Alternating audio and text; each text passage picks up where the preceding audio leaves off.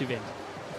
Thanks, Colin. Yeah, good afternoon, everybody. Well, I think this afternoon we're in for an incredible show. I think day one on Saturday, the justification of moving the venue slightly more upwind for stronger wind and for more intense conditions, it really paid off, didn't it? I mean, we had a few hours of really mind-blowing action, new moves, surprises with Ruben going out, obviously, and I'm sure today's going to dish up more.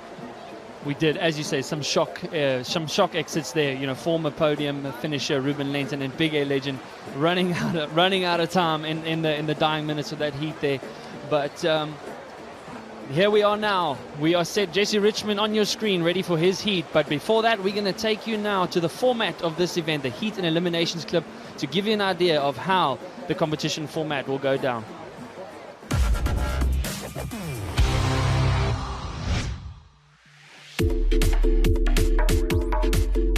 I'm Alex Vliegen.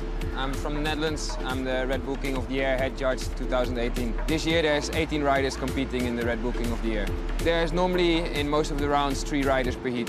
From the 3 riders there will be a 12-minute heat. So after 7 minutes the color of the lycra of the worst rider will drop and you see that that guy is out of that heat. Then there's another 5 minutes remaining in that heat, which will be a man-to-man. This year we'll have 6 rounds in the Red Bull King of the Year. Obviously every round is super important, but in round 1 you really have a big chance to grab your advantage, because if you become first in round 1 you immediately go into round 4. If you become second you will move to round 3, and if you become third you get to round 2. So you don't go home, you have always a second chance in the next round. Then we move to round 2. That will be a man-to-man. If you win you will move on to round 3. If you lose, it's farewell. Round 3 we go back to the flag-out format with 3 riders. The winner of round 3 moves to round 4. The other 2 guys are out of the game. So looking at round 4, the first and second place will go to round 5, which is the semi-finals. The winners out of that will go into the final and compete for the Red Bull King of the Year 2018. There we go, Alex Vliegen, our head judge, giving us a rundown of the format that we already saw unfold on day 1 last week, Saturday, with the completion of round 1 and round 2. As you can see up on your screen there are the results from round 2. That was the first elimination round. The loser in each of those heats unfortunately had to pack their bags. 2 big names, Jim, falling out in round 2. Not what we expected, but that's what makes this event so amazing, is the unexpectancy of what can happen. And the big names out there, of course, Ruben Lenton, previous podium finisher, 3rd place winner also on the King of the Air event, Jerry van der Kop. Mark Jacobs up against Tom Bridge. Tom Bridge being the youngest competitor ever to compete in the King of the Air event. Unfortunately, those 3 men have packed their bags, but that just shows you the level of what is coming through in this competition format. And now, for those of you who were unable to see, we've got highlights from rounds 1 and 2 from the sensational action that we saw unfold last week, Saturday. No doubt we're going to kick you off where we left off last week. But now we'll run through some of the highlights and you can sit back and enjoy the action that unfolded last week, Saturday.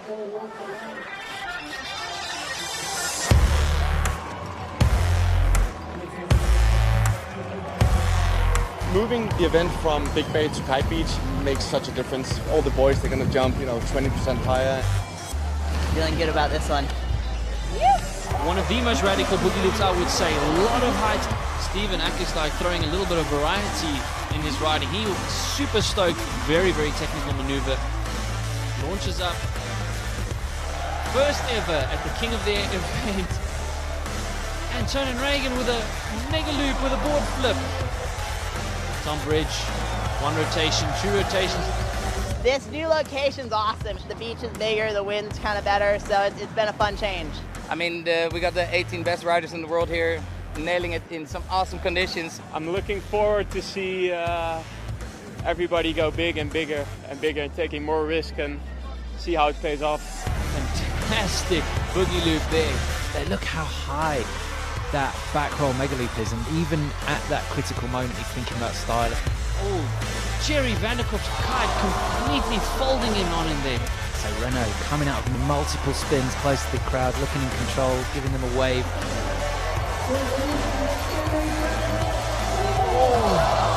The conditions were just all time, this is what Cape Town is best known for, and I just feel so stoked. I landed a kite loop board off, which I broke my ankle with last year, and I had like a perfectly clean landing, and it's just amazing.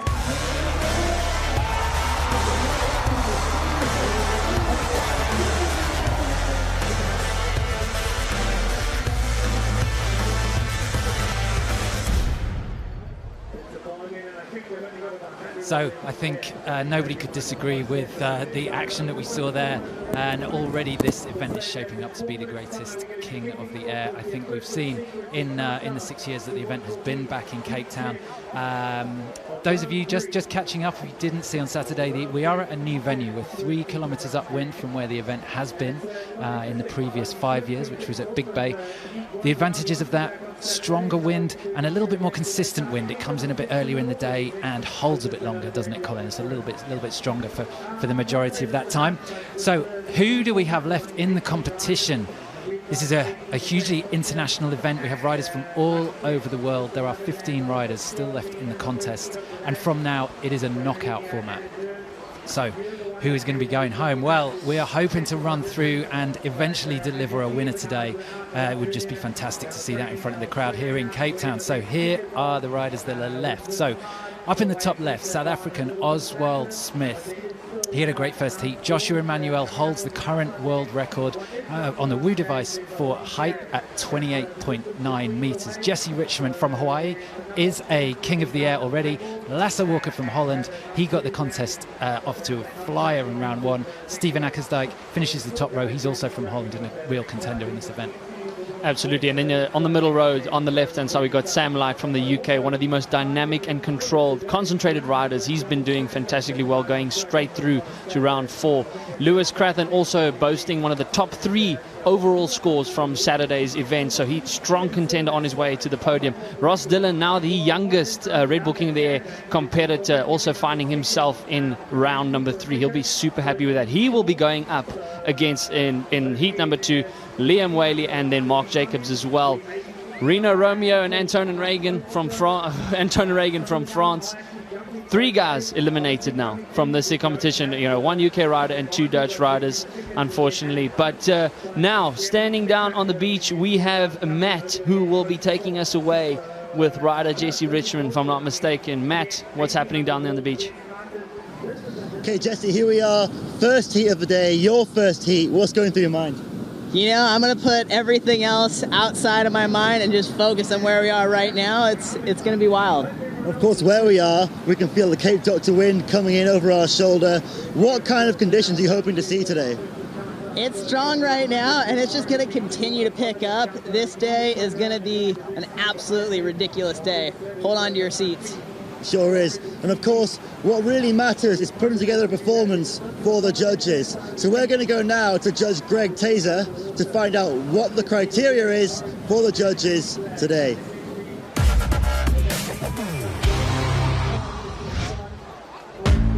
So we're at the new location now, Kite Beach. This year we decided to really go for the most extreme conditions. You'll see an even more amazing show this side than you have seen in the past. This judging panel that we have here, they're all super good riders. They've all been competing themselves, but also have many years of judging experience. So like every year with King of the Air, we're looking for extreme big air in combination with overall impression. Let me break it down for you. We start with 70% height. We're looking at not only the normal height, but also the horizontal distance traveled.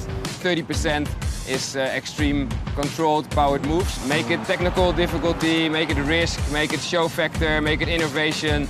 We just scored the 3 best tricks of that rider.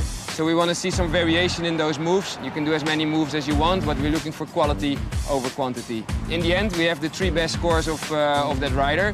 But then there's going to be a 4th score, that's overall impression. You can have a rider that's putting up an amazing show and maybe he's doing the newest trick that we haven't seen before and he doesn't land it. So at that moment we can't really score that trick. But in the end, in an overall impression, you can still reward the guy for giving us a good show. You want to have these guys on the beach doing a performance that everybody will just suck the oxygen, what's happening there? And that's what we want to see.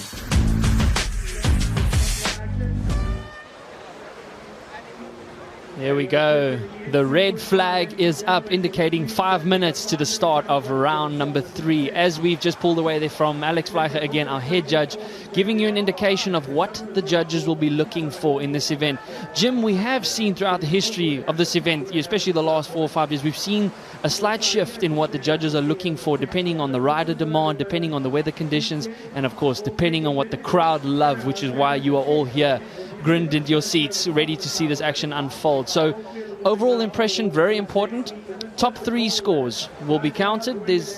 It can be the same trick, right? The judges are looking for the 3 best tricks that you are going to perform. And then the 4th score is taking into account your whole heat. All the tricks that you did, one big pot, shall we say. Which pulls into advantage for many, not advantage for another. But in terms of a crowd impression and a crowd pleaser, a fantastic way to gauge these riders and an indication of who is the best and worthy to be crowned king at the end of the day. Well, I think the important thing here is that we're seeing progression in the judging. So, you know, in this event is really blazing the path in high wind, extreme big air kiteboarding, and the discipline is changing. Therefore, the judging criteria is changing.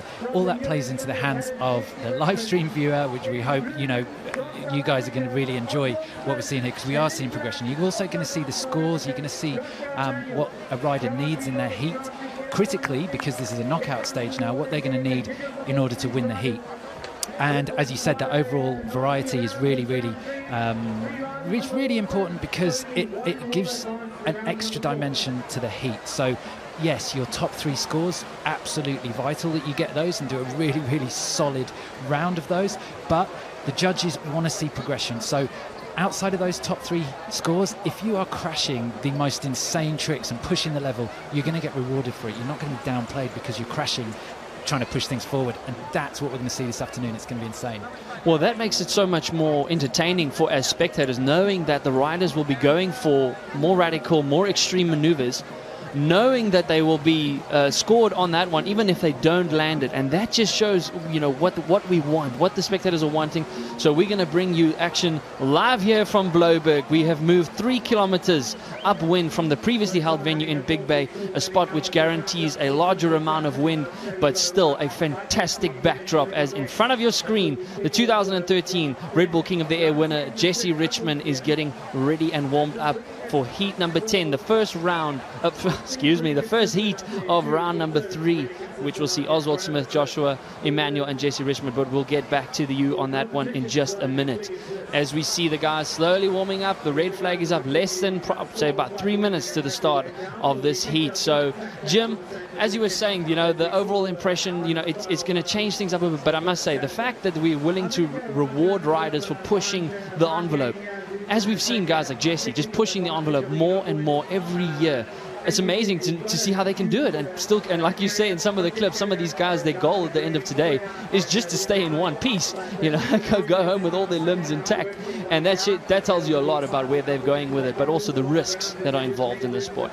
They're pushing hard, but they're also a team moving together, these riders. They're all good friends. And you just saw a nice close-up there, Jessie Richmond from Hawaii in the yellow vest, giving fist bumps almost on the water, wasn't he, to the 2 other riders, 2 locals, Oswald Smith on your screen there in the blue shirt, and the other South African rider, Joshua Emmanuel, in the black shirt. But these guys are going out, they're setting the tone for the day.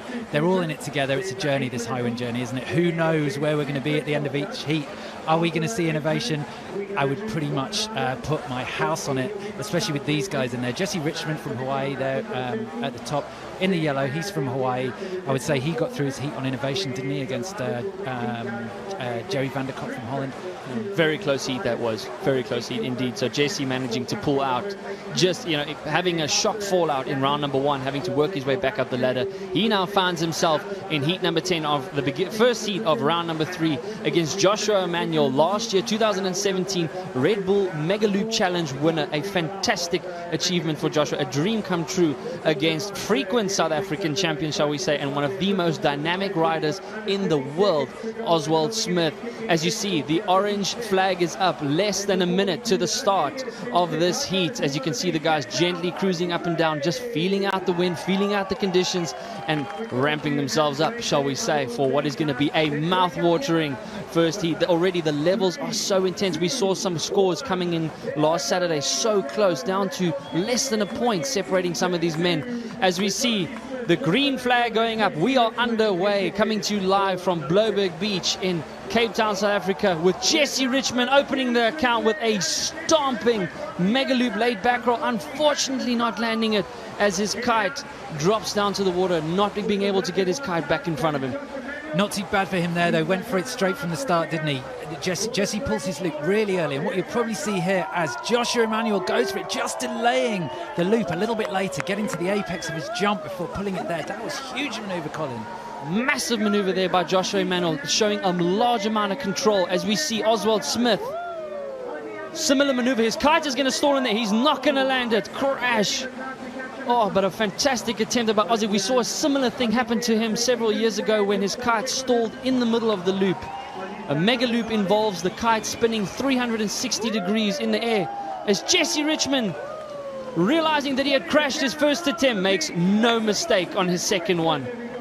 True talent from the 2013 King of the Air winner. But what an opening account by all three of these guys. Joshua Manuel, I would say, throwing down the highest one, really inverting his body as he does the same thing, this time with a front rotation and a mega loop, a boogie loop as we've known it. Whoa, Jim, what a start. Yeah, what a start. I think the wind is a bit higher than we started with at the start of the day on Saturday, so already we're seeing big loops going in, and unfortunately that's Oswald taking a hit there at the back. He's managed to make his way back in. He's okay, but definitely had the wind knocked out of him, and he must have been dropping from 10 meters there. And that's the thing with the mega loop, isn't it? So the idea is the riders are going up, and then the critical section is getting that kite on as wide a loop as possible. The wider, the more extreme.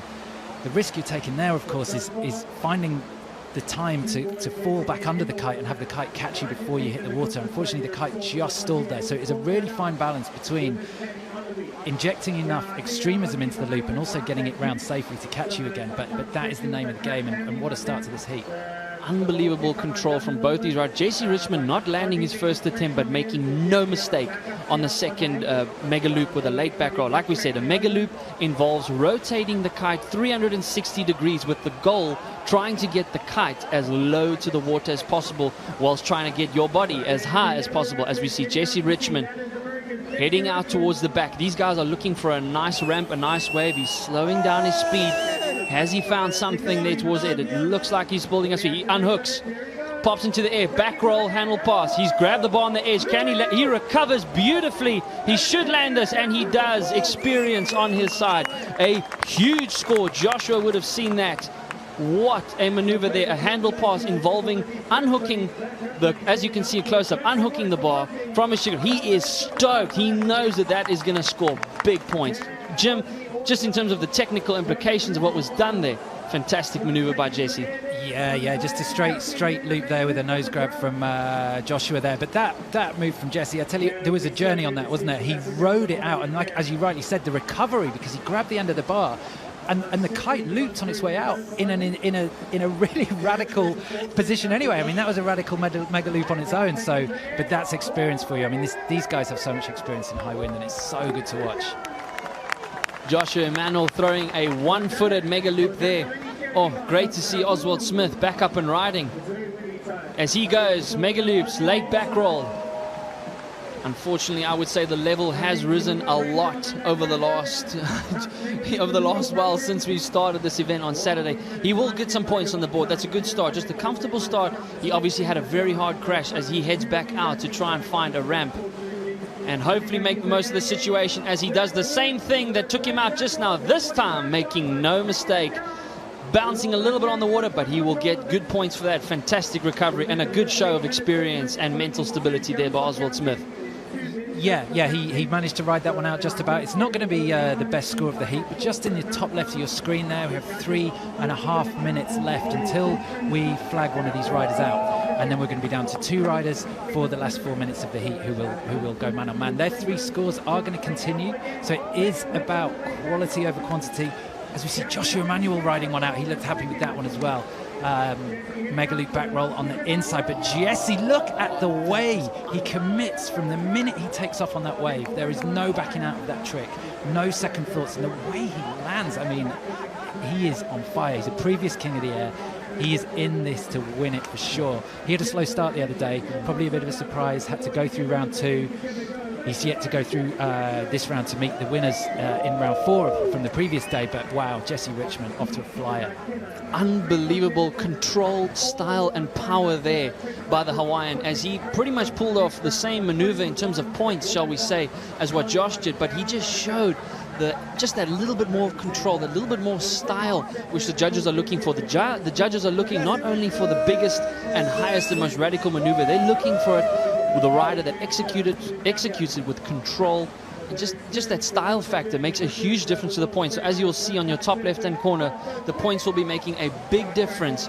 As you see Josh, backward rotation, then a front rotation. Nice average scoring maneuver, I would say. Just keeping the scoreboard ticking, but not going to be enough, especially with Jessie having thrown a massive boogie loop with a nose grab there in the back, putting him in a firm position. Oswald Smith taking a look at his watch as we see the first 8 minutes unwind. Jessie Richmond unhooking again. Kite loop coming up.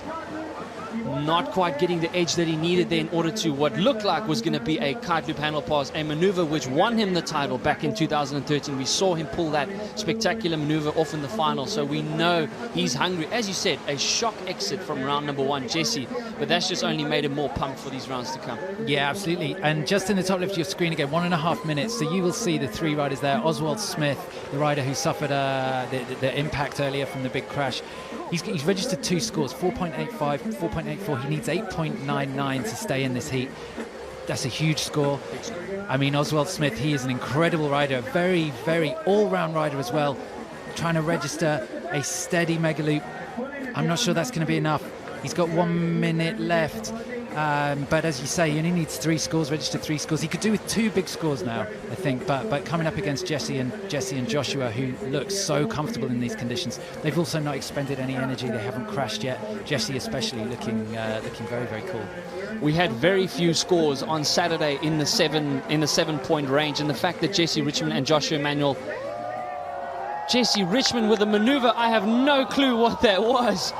It looked like he grabbed the bar, pulled what looked like an unhooked kite loop with about 2 rotations and involving just releasing the hand there, but that was a maneuver we haven't seen just yet, as we see Joshua Emmanuel feeling a bit of pressure, knowing that he's got to put something special in the bag. But like we said, not many maneuvers on Saturday in the 7-point range. We've already got 3 tricks over the 7-point mark. What an opening. Yeah, that was Jessie's signature move. He calls it the kite loop double half cab. I mean, it's insane. Just at the point, if we do see if we're lucky enough to see a replay of that, then his body position halfway through that, he's so inverted, and he loves it. He said it's a great trick for him when it's not overly windy. Aussie, last chance. Oh, that was probably his last shot in this heat. He was going for the Mega Loop KGB, wasn't it? Obviously a contest-winning maneuver that we've seen in previous years, but it is a very, very fine balance, finding just the right level of control to be able to unhook and then pass the bar behind your back just after the Mega Loop. So I fear that may be the end for Oswald Smith, but let's see how we go. We have a couple of minutes now where the riders, that's why we're seeing Joshua Emmanuel during this flag out. He's going to change his kite. Look, do you think he's going for more power? I don't know if he's going to change his kite, Jim. If I look very carefully there at his lines, it looks like one of his lines is inverted. I think that happened with the crash that he had just now. His kite probably rotated in and on itself.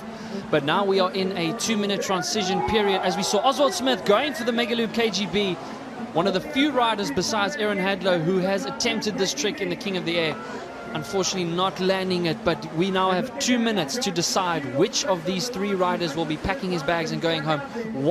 Only one of these riders will be going through to round number 4. But here we see kite loop with a double half cab, Jim, as you so correctly pointed out. Bit of a hard bump, but he will score great points for his overall impression, the 4th score at the end of the day. We didn't see that earlier from Joshua Emmanuel, stomping it out with a mega loop, late back roll, and an added rotation. A sensational start here. Again, if you're just joining us from around the world, a warm, windy welcome to Bloberg Beach, Cape Town, the kitesurfing mecca of the world and host to the 2018 Red Bull King of the Air. Please keep spreading the vibe on hashtag Red Bull King of the Air. And as we see now, we are now in heat number 10 with Jessie Richmond heading back out. Judging by the scores that we saw, as we can see there, yes, the blue flag is lowered and highly talented Oswald Smith will no longer be competing in this event. This now sees 4 minutes, the remainder 4 minutes between Joshua Emmanuel and Jessie Richmond to see which one of them will be packing their bags and which of them will be going through to round number 4. So a sensational piece of 4 minutes waiting here as we see Joshua Emmanuel mega loop board off, a huge one. Is he going to get his board back on his feet? No, he is not. So close. That would have scored huge points. Jessie Richmond with a massive kite loop handle pass, a move that won in the title back in 2013. Jim, sensational stuff. I can't sit still. No, it's incredible, isn't it? The mega loop board off, and a maneuver that we hadn't seen landed probably before this month, really. But the riders have been here practicing. Most of them keeping their cards close to their chest. We got off to a start on day 1 where 3 riders landed it in the heats, and now we're seeing Joshua Emmanuel go for probably what was the biggest one. Now, the hard part is getting that board on as the water is rushing towards you. Josh just not quite managing to land it, but we've already seen it's a heat-winning trick if you can land it. Any trick with that much innovation that's so fresh is going to score highly in the judges' minds. So where are we at? Well, currently, Jessie Richmond is close, isn't it? Jessie Richmond, 20.93 overall. Joshua Emmanuel, 20.10. One of these guys is unfortunately going to be leaving us in the next 2.5 minutes. Wow. If Joshua Emmanuel, knowing him well, he will definitely try and repeat the maneuver that he just tried earlier, a board off mega loop. Being able to control that kite with one hand, so difficult, involving so much experience and control required to land that maneuver. That would have, I would say, given him the 7.1 that he needs to regain first place. But we will also see the score drop now for Jessie Richmond's kite loop handle pass. As I said before, a maneuver which earned him a first place in the 2013 King of the Air. Here we go. Joshua Emmanuel with a mega loop laid back roll. Good heights on that maneuver, good kite angle as well. Fantastic start there from him. Yeah, threw a second roll in on the way down as well. So always adding, keeping it moving, keeping the judges with their eyes on it. I mean, nothing is predictable in this heat. As we can see, Jessie Richmond slowly making his way back in towards the beach. He knows, he took a look at his watch just now. He knows he's got less than 2 minutes left to make sure that he goes through to round 4. He unhooks again, spots the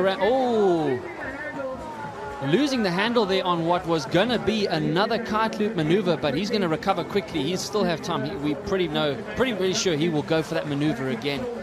But Joshua Emmanuel, what a progression that we've seen from him in a short space of time as well. As we said, winning the 2017 Mega Loop Challenge, making him one of the most accomplished Mega Loop riders out there. And by that Mega Loop board off that he just attempted, we can see why. Making an adjustment to his straps there. I think if we consider the 3 tricks that Josh has landed, he's got a couple of big mega loops in, hasn't he? I think with the score this close, it's really going to come down to the overall impression. Jessie has made such a stamp on the contest, hasn't he? I mean, Jessie just in the last 2 runs looks to be focusing a bit more on his handle pass game.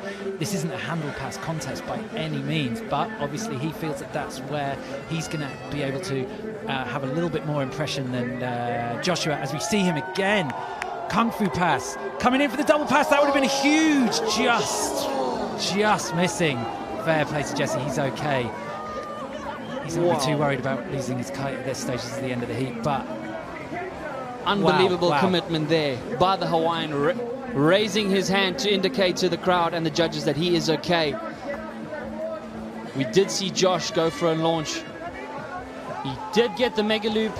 Oh, not landing the... Oh, unfortunate for Josh, and he is running out of time. But nonetheless, both riders will still get points for both those maneuvers, even though they didn't crash. And the red flag is up, indicating the end of heat number 10, the first of round 3. A sensational start here to the day number 2 of the 2018 Red Bull King of the Air. unbelievable stuff there. We are going to see some points coming in now. It did look like Jessie Richmond had the upper hand there, but we are waiting for that 4th overall impression score, a score which you will only see at the end of the heat. Riders are given points on pretty much every maneuver that they perform. The judges are wanting to see variety and all that stuff that's included, not just the first 3.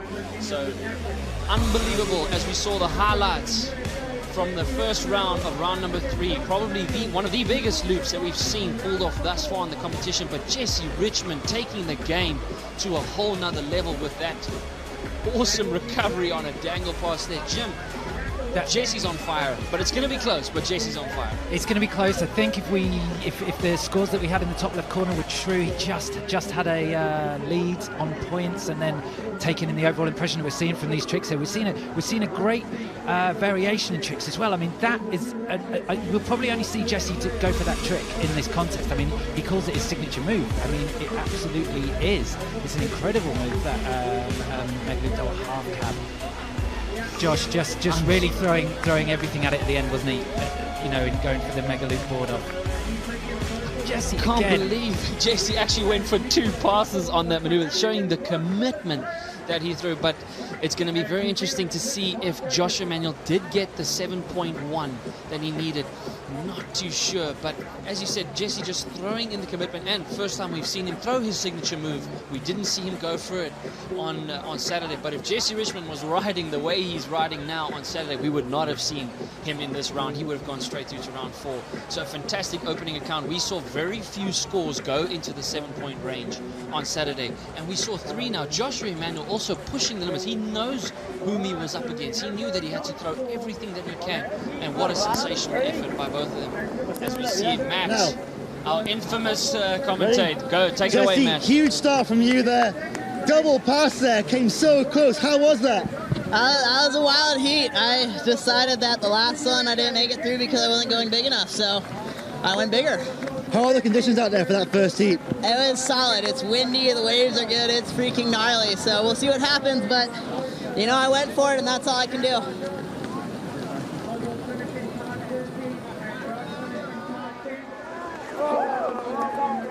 Yeah, great from Jessie there. I think Colin, being a local here, the fact that we've already got great conditions at this time of day, it's only going to get better. So round 3, heat 10, confirmation. Jessie Richmond takes it, 28.73, just eking out a little bit more of a lead there, even at the end over Joshua Emmanuel, 27.4, and already confirmation of Oswald Smith out earlier in the heat. So the local guy is out, the local hero, Joshua Emmanuel, who holds the current world record for height in terms of a jump, which he did earlier in Cape Town, at the end of last year, 28.9 metres.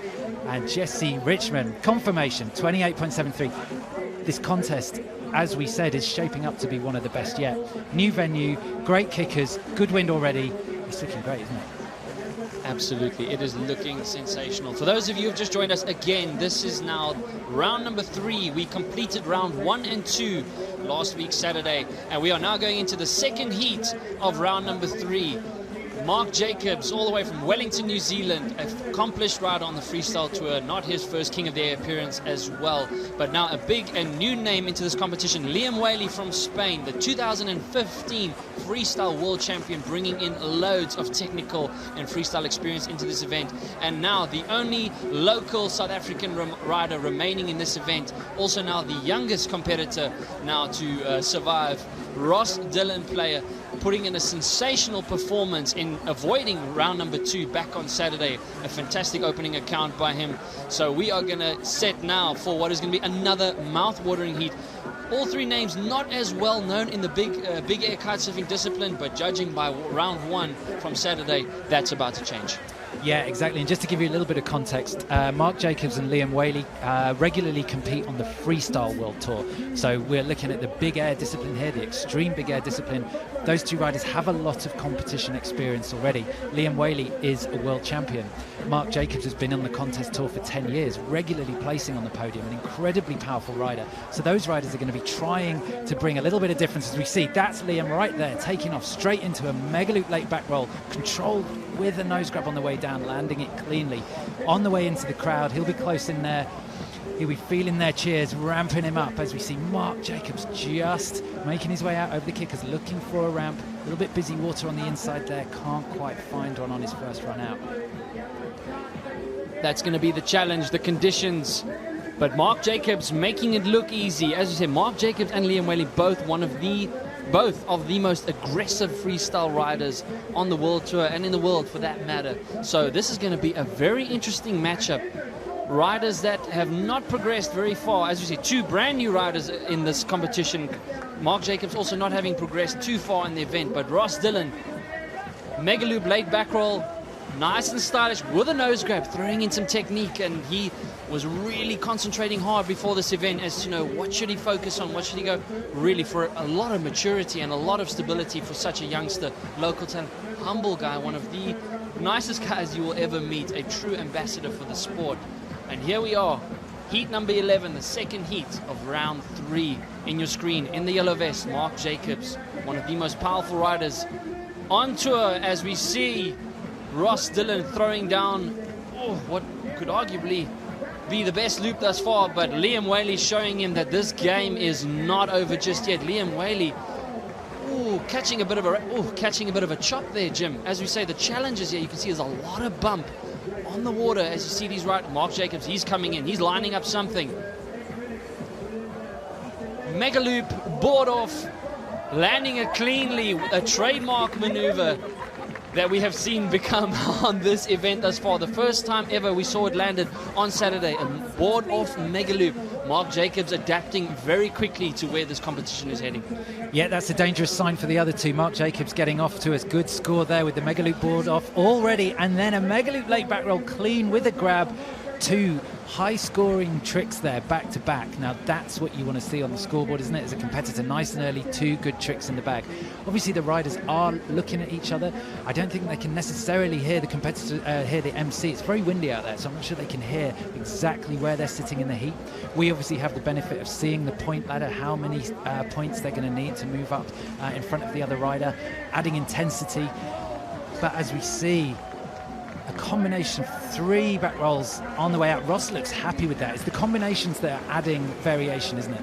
He knows he's comfortable with those maneuvers. A back roll kite loop with a late back roll, but we see Liam Whaley responding in similar fashion. However, I would still say Ross Dillon's trick before that would score higher. We are going to see the scores dropping in rapidly here on the top left-hand side of your screen. As you can see, Ross Dillon at the moment needing a 6.60 to get into first place. Liam Whaley needing a 5.06. But as I just said, the scores are going to be coming in as these guys have been throwing down probably the most amount of tricks that we've seen so early in a heat, but that's what they want. They want to get those top 2 tricks under the bag so that they can start experimenting and go with more risky maneuvers. Ross knows that as well. He knows he's got to get those maneuvers in the bag that you can afford to go the next step and afford those crashes.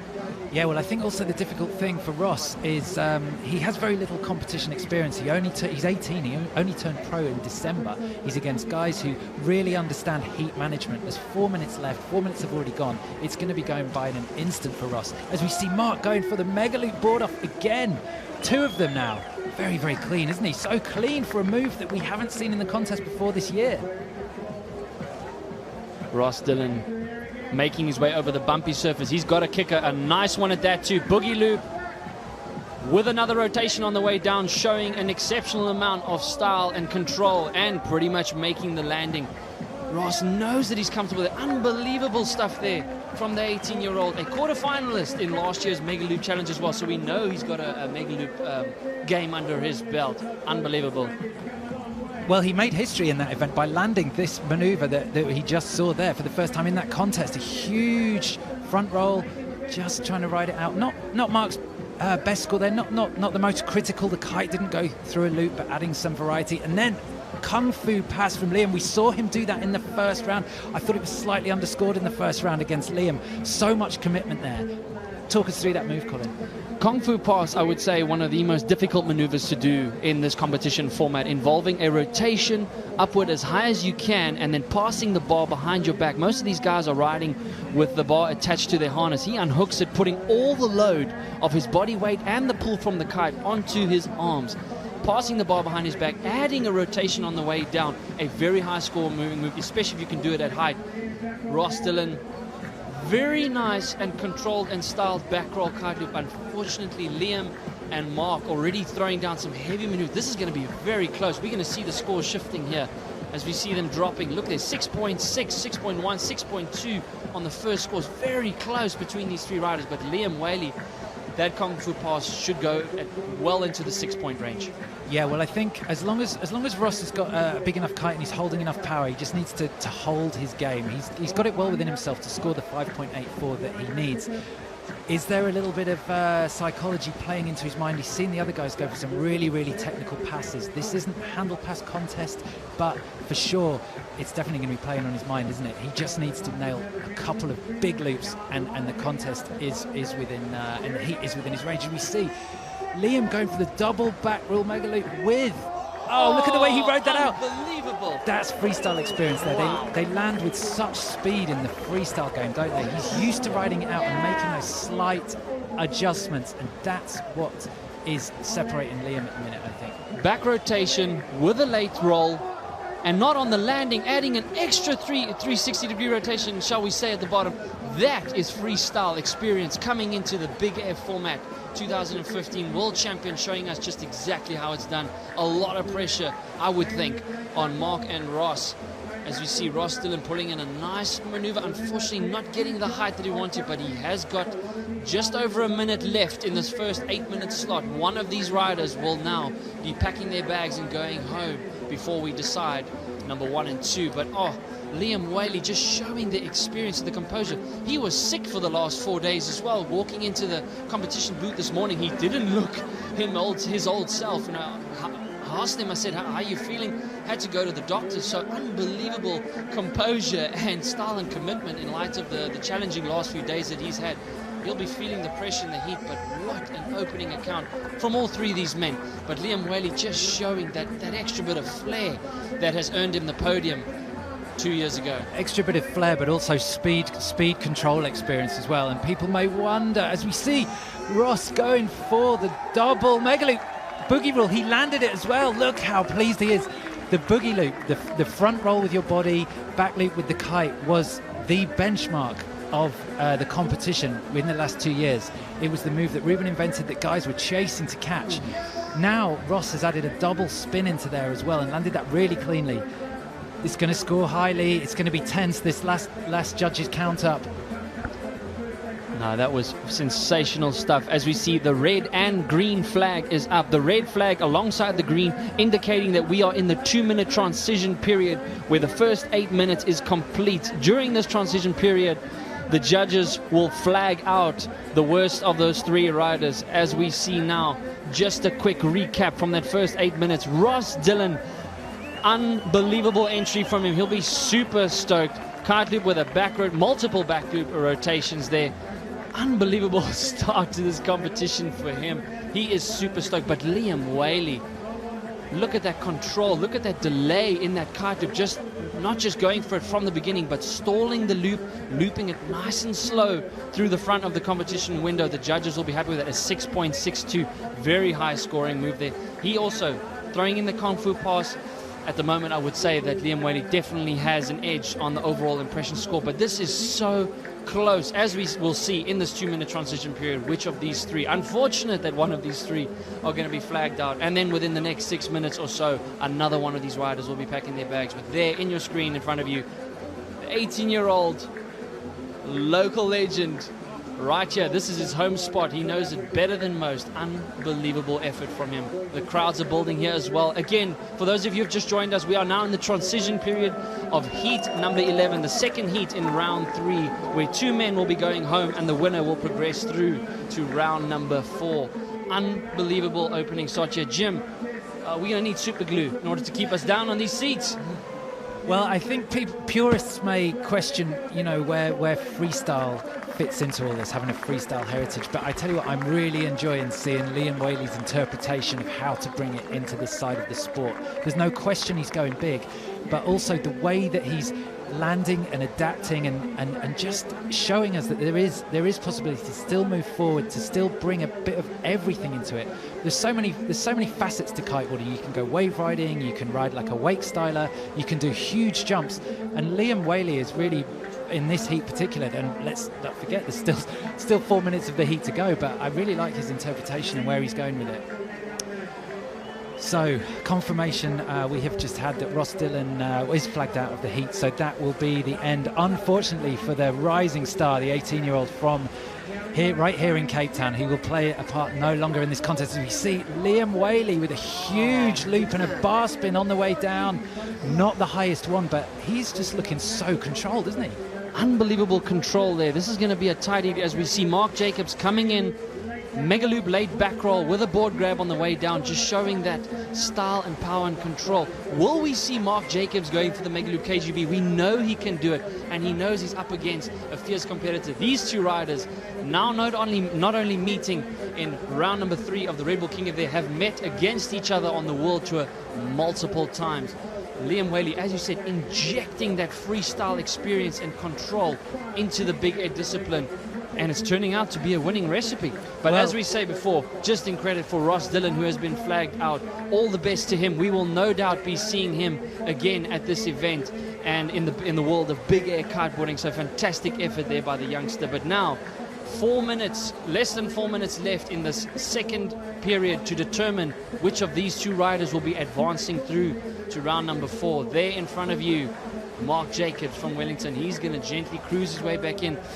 Both of these riders know what they are capable of. They are very familiar with each other's riding, having competed multiple times against each other.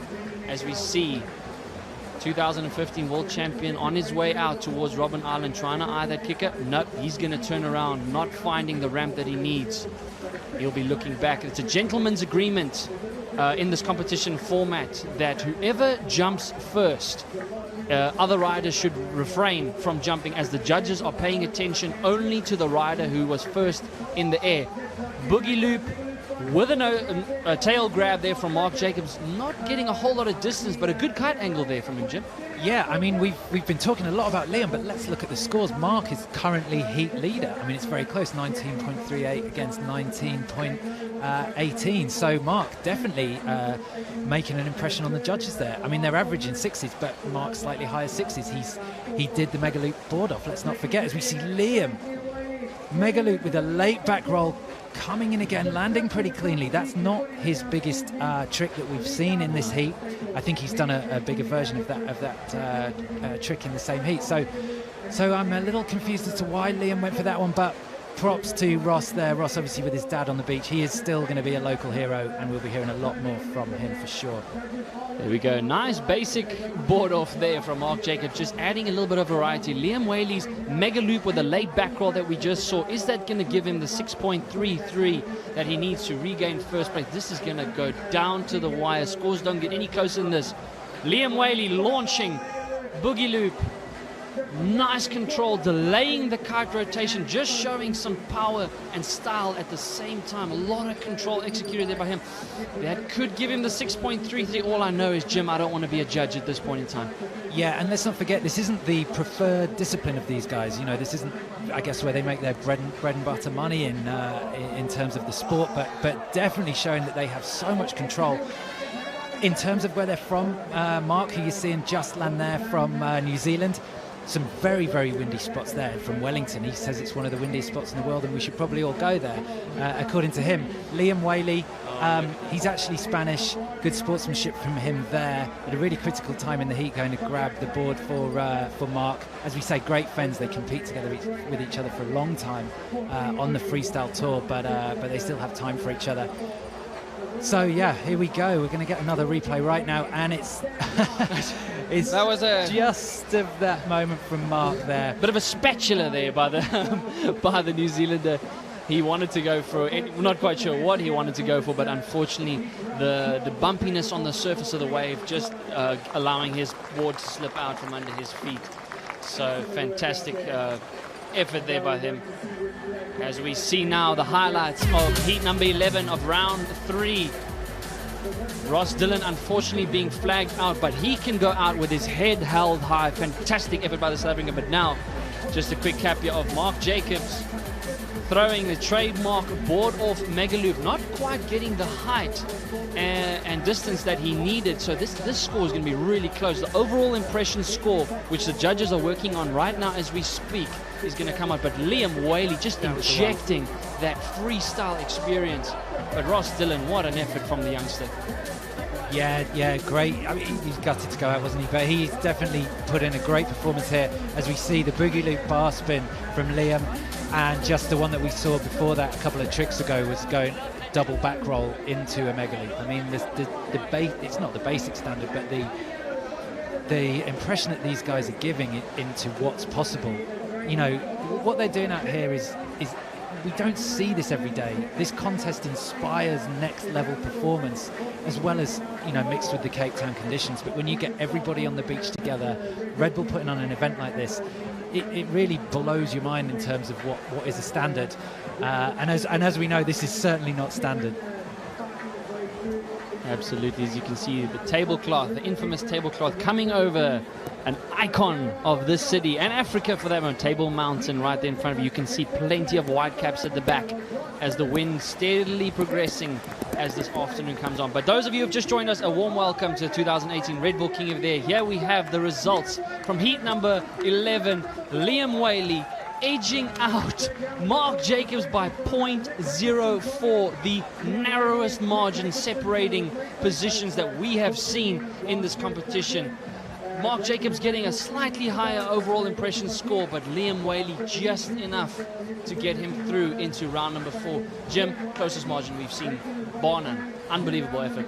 No, and interesting as well. Shows that you can win your heat without doing a mega loop board off. Great to see.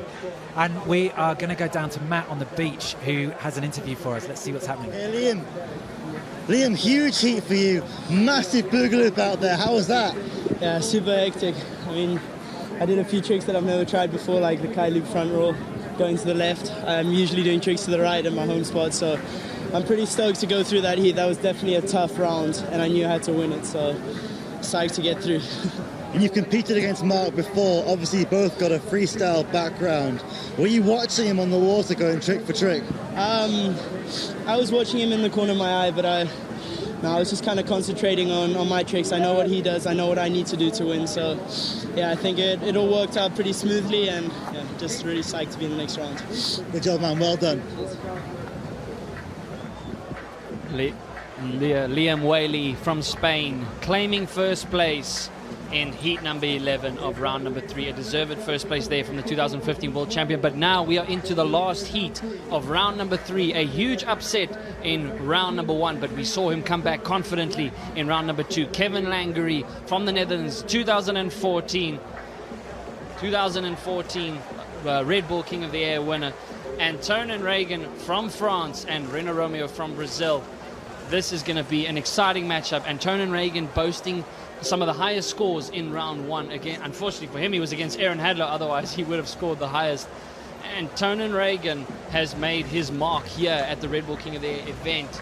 And here we see Renaud Romeo, a finalist here in this event. Plenty of competition experience and World Tour experience all the way from Brazil. It's going to be a mouth-watering matchup here. The last heat of round number 3. 2 of these men will be packing their bags and going home. From competition experience, none of them intend to do so. As we see, the orange flag is up, indicating less than a minute to the start of this heat. The green flag did go up there, and we are set to get this last heat of round number 3 underway. To see Kevin Langery opening his account with his trademark front rotation with a 1-footer, gently guiding that kite down. A nice, safe, shall we say, conservative maneuver, opening his account. Renaud Romeo right behind him, boosting a mega loop with a late back roll. That should score a little higher points. As you can see, he's got slightly longer lines. Oh my goodness. And Tonen Reagan, all 3 riders bursting here into the scene. Mega loop late back roll with a nice gentle controlled nose grab on the way down. What an account here from all 3 of these men. Yeah, interesting strategy from all 3 of them as well. They've all gone for hybrid kites. Now, for any educated kiteboarders out there, you will know the difference between a C kite and a hybrid kite. For anyone else out there, the kite that all 3 riders here are using is slightly wider in the profile, so a bit less of a C shape if you look at it head on in the sky. What that's going to give you is a lot more float, a bit more hang time. So there's obviously advantages there, but it's going to have a little bit less of a dirty, gnarly loop in the mega loop. So a bit more control, a bit more gust ability, but a bit less extreme. So what we're going to see, probably, I reckon from all three of these, they've all registered big mega loop board offs in this contest. They're all in straps. It's a very, very head-to-head contest, this one, I think. Kevin Langery, mega loop laid back roll with a nose grab on the way down. As you said, the type of kite choice here. Kevin Langery, first time that he's not actually using a sea kite in this competition format, but Rena Romeo, nice controlled, looping that kite, and for the type of kite that he's using, that was a very low kite angle that he had there. Remember, you want to see the riders getting the kite as close to the water as possible. And Tonin Reagan, mega loop laid back roll, his kite stalled in the air there, but he sticks the landing cleanly. Great recovery and a bit of variety there by doing that trick coming in. And Tonin Reagan from France, making a huge impression here already on day one in round one, boasting the second highest score of the event. But Kevin Langery, all three of these riders, scores are close at the moment, I would say. As you can see, the first few have dropped, but it's going to be close throughout the remainder of this heat. Yeah, my mistake, I'm sorry. Renault is riding boots in this heat, so slight change up from him. Renault there from Brazil, from Rio de Janeiro, doesn't get a huge amount of experience in the year in winds like this, travels a lot, but he has been a professional kiteboarder for 14 years. He's been doing the World Tour for over a decade. He has loads of experience that he can call upon, and he has ridden in strong winds enough to be able to switch it up, and comes here a few days before the contest just to warm up. Kevin Langery, who is on your screen there, mega loop with a laid back roll and a one-footer. Very, very classy maneuver, makes it look easy. As we see Renault going for the mega loop with the laid back roll, or is it the boogie loop, the forward rotation. Thanks, Colin, for the it's always a pleasure to join you, Jim. Anytime. The action is coming thick and fast here as Anton again, mega loop with a board off, just landing it nicely. The riders are going, it's an insane speed that we're seeing here. Just to put in context, the tricks are coming faster and they're bigger than we've seen at this stage in the competition than we saw the other day on Saturday, didn't we? And that's an indication that we're getting towards the later rounds. There's more impetus on the need to make every trick count, and obviously the wind is stronger as well. Wind is stronger.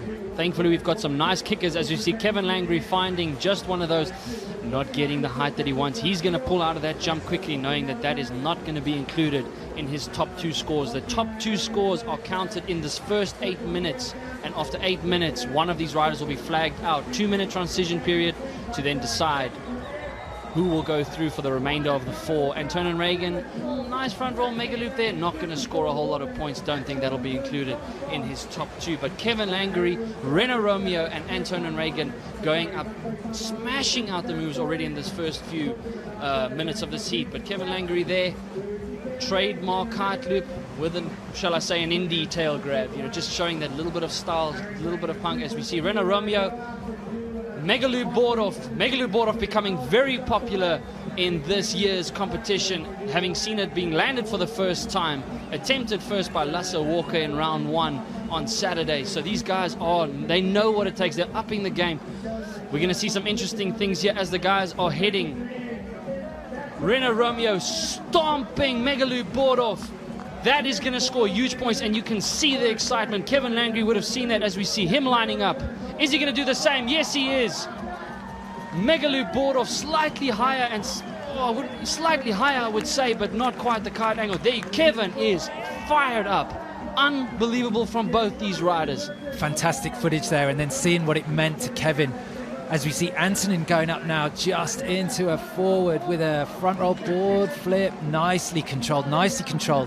What the judges are looking for, just if we can take a breath here, is they're first looking at 70% on height. That's where their base judge score is coming from. But then they're also adding in a 30% on extremity.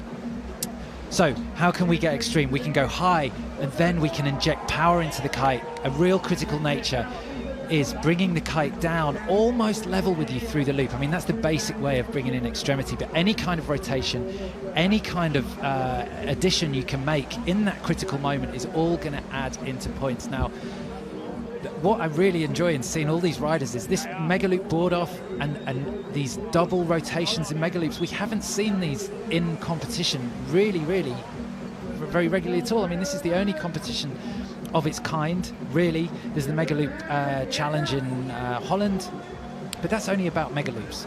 This competition is about all aspects of progression, and we're in a really exciting stage. We've got a great balance of wind, as we see. Is that Renault? That's Renault right there, going for a mega loop laid back roll with a nose grab.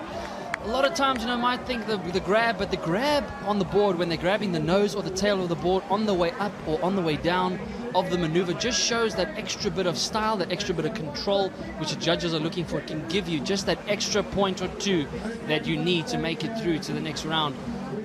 But we saw Anton and Reagan, Kung Fu pass. The judges will give him some point. That was regaining control, shall we say there, but the judges do want to see you land it clearly, as we saw Kevin launching through the screen there. Hopefully we get to see a replay of that. Fantastic effort there by the Dutchman. 2009 Freestyle World Champion and 2014 King of the Air Champion, as we will see the replay there from him. Huge loop, stalling the kite just for a second in the air there and grabbing the middle of his board. Trademark maneuver which earned him the title back in 2014. Good bit of variety. Kevin injecting just a little bit more variety as we see the challenging conditions. Renault Romeo having to turn around, not being able to find the ramp that he wants, but he looks like he's got something coming in on the inside. He does. Back loop, kite loop with a bit of a board off. Oh, unfortunately not right. Oh, he will get points for that. Unfortunately not a clean landing as his board comes off out of his feet there. But overall impression, the judges do like it when the riders inject that bit of variety, so that good count in his favor. As we see Antonin Reagan with a nice regular board off there. Also, again, great bit of variety. A lot of height that he got there. Remember, 70% height, 30% extremity, and the judges are looking for overall impression. But now all three of these riders giving us what we want best. Kevin Langley, a trademark double rotation, down looping the kite and traveling a huge amount of distance across the competition area. As we see the red flag is up, indicating that we are now in the 2-minute transition period. One of these riders will be flagged out. Jim, I think I could flip a coin here who it's going to be. Yeah, it's very impressive what we're seeing right now. Just to talk a little bit about Antonin Rangen as well, there is a video contest to get into this competition. The top 9 riders pre-qualify. There are 4 wildcards who also get in as well, and then there is a video contest. Antonin Rangen from France qualified through that video contest. He's not a full-time professional rider like the other 2 riders in this heat, yet he is pushing the riders to keep going and going. He had Aaron Hadlow in the last heat, and he forced Aaron Hadlow to come in, change from boots, which is preferred option, into straps and go for this mega loop board off just to get enough points to get through. We're yet to see Aaron and other guys who won round 1 are waiting in round 4 for the winners of this heat, but it is pretty close this heat. I think they all traded places at the top in terms of point in the heat, didn't they? As we wait any moment now for which flag was going to go down. Just a replay there. Kevin Langley showing us the experience that he's got in this competition format, having shifted from freestyle to both wave riding and the big air discipline. Big air is his speciality. He's hungry for this event. He wants to win. As we see him there, stoking the crowd with one of the most beautiful backdrops you will ever find on the planet. And again, no surprise that Blouberg Beach, Cape Town is host to one of the most prestigious and radical kiteboarding events, shall we say, in the world. We have just reached now the transition period of heat number 3, heat number 12, shall we say, of round number 3. As we see the red flag going down, green flag is up. That means the next 4 minutes will kick away. We will let you know within the next few seconds, shall I say, which of these 3 riders has been flagged out. As we see Antonin Reagan looking back towards the beach, making his way out. Okay, Kevin Langley is clearly still in this game as he launches another trademark front rotation with a down loop, exhibiting a large amount of control and a ton of distance traveled across the competition area. That's another thing the judges are going to be looking for, is the amount of distance that they travel downwind from their landing zone to their, downwind, shall we say, excuse me, I'm getting excited here. Downwind from their starting zone to their landing zone. So as we can see here, Renault Romeo heading out. Oh, competition. We've seen the red flag go back up. We will let you now know what exactly is the reason there. I suspect it could be the judges who are still deliberating about this.